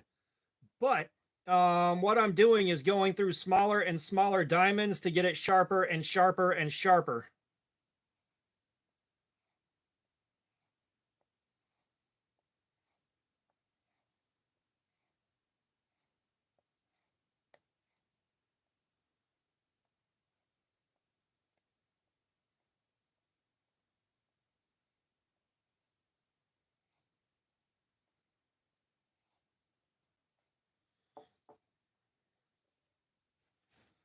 Slow and Disorderly Club, what's up? How you doing?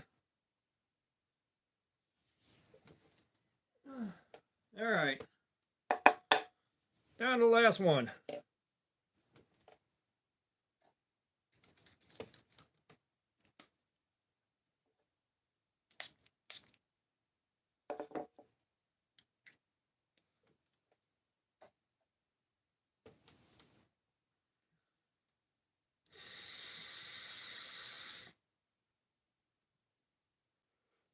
Yeah, if you've got a 9 micron strop and you spray it with 1 micron fluid, you still have basically 9 micron. If you've got a 1 micron strop and you spray 5 micron on it, you got a 5 micron strop. So you got to have a different strop for each different emulsion.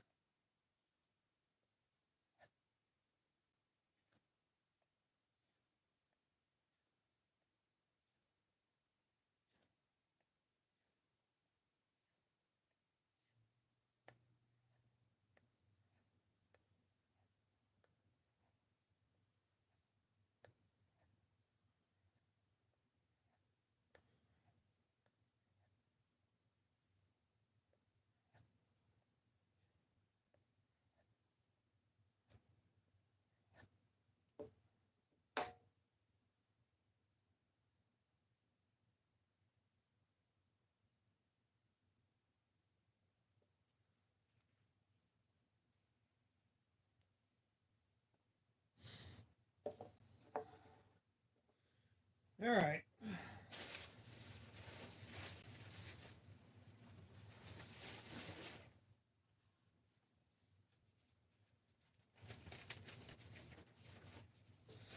Let's see how sharp we got it.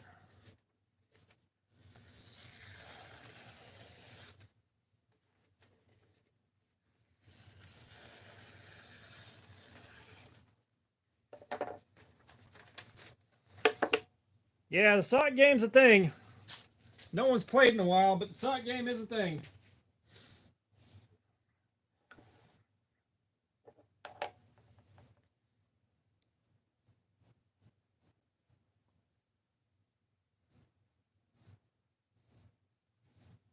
Oh, I'd love to see a 113 on this.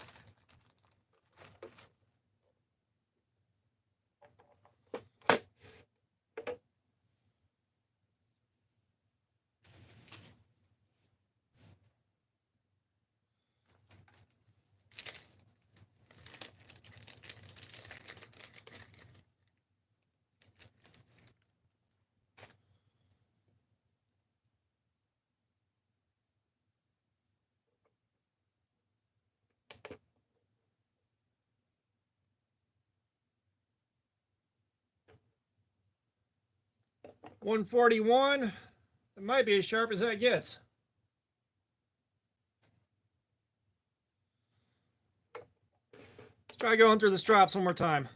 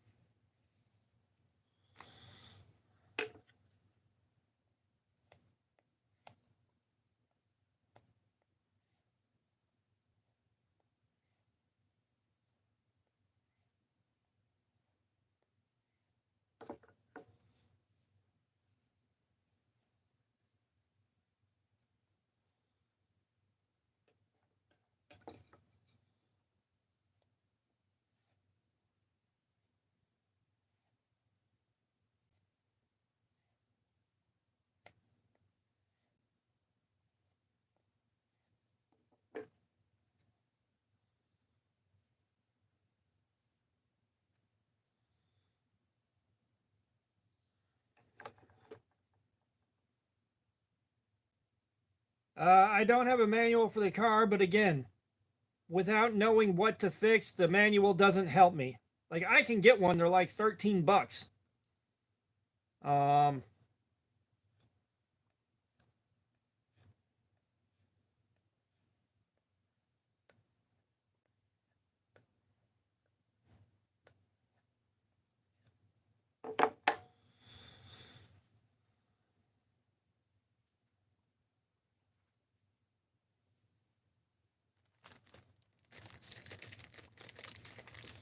Hi, Polymer Doug. I don't have the energy to get into it anymore. Just, it ain't right. It ain't right. Everyone's trying to guess what's wrong with it. And the problem is, what's wrong with it? There's not a good way to figure it out, short of chasing down parts and problems that may not exist. I just need a mechanic.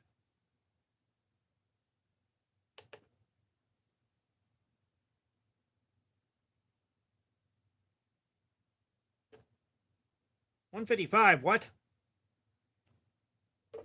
Well, again, it wasn't a fuel issue before. You know what? I don't fucking know. I don't fucking know at this point.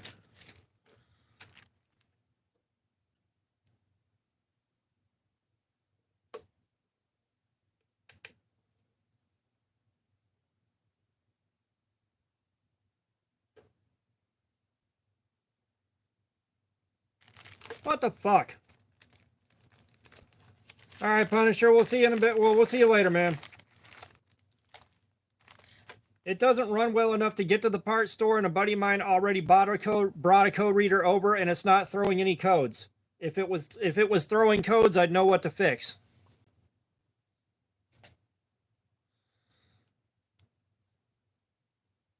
This is pissing me off.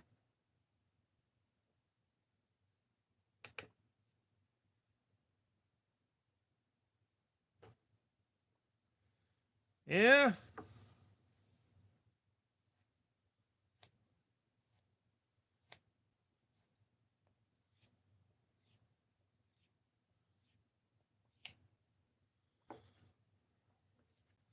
SG, we're sharpening this thing. We just finished with the sharpener, and now we're checking to see how sharp the edge is getting. And I'm going to be shutting down the stream soon.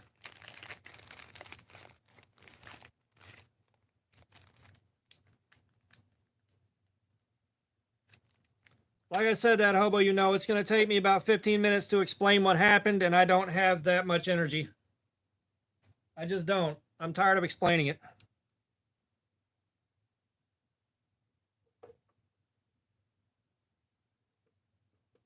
Like, we spent the better part of an hour and a half on it earlier today. I don't have the energy anymore.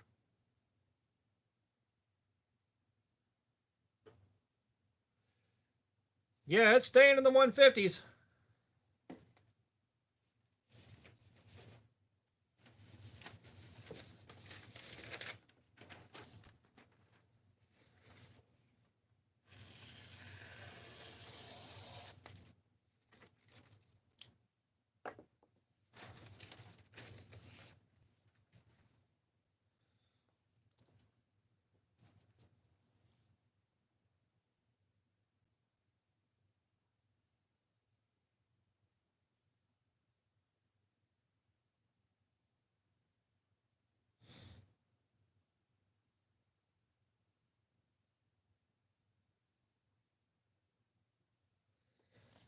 All right.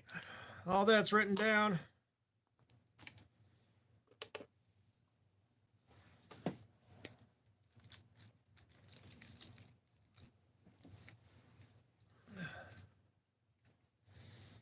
Yeah, so we'll give it about 7 minutes and we'll wrap this up. Give it about 7 more minutes here and we'll wrap it up. I gotta either go cut the grass or go lay down. I don't want to cut the grass, but I got to.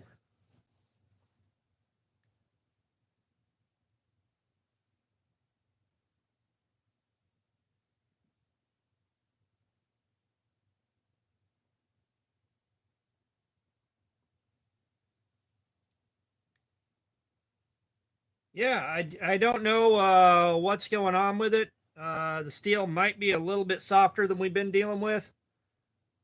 I don't know.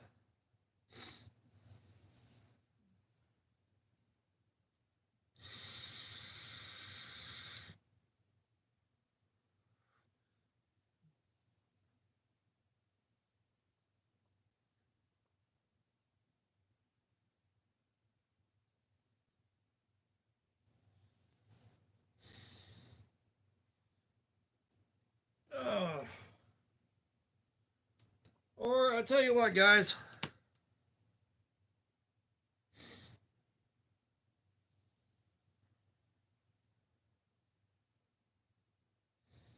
Again, I don't know. I don't know computer issue, broken part. I don't fucking know.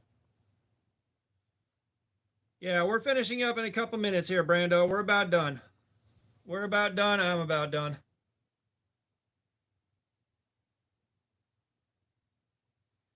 Jim, if it's getting sharp enough to do what you need to do, don't worry about buying anything else.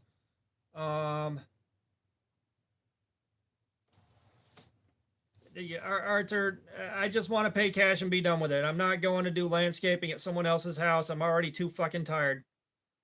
Yeah, Brando, just hang on to it till the next live stream. Like I said, I'm tired of talking about the car, guys. I'm tired of talking about it. But yeah, I think we're gonna wrap it up here so I can go decide whether to cut the grass or lay down. But yeah, y'all have a good one. I appreciate y'all being here, and I will see y'all next week.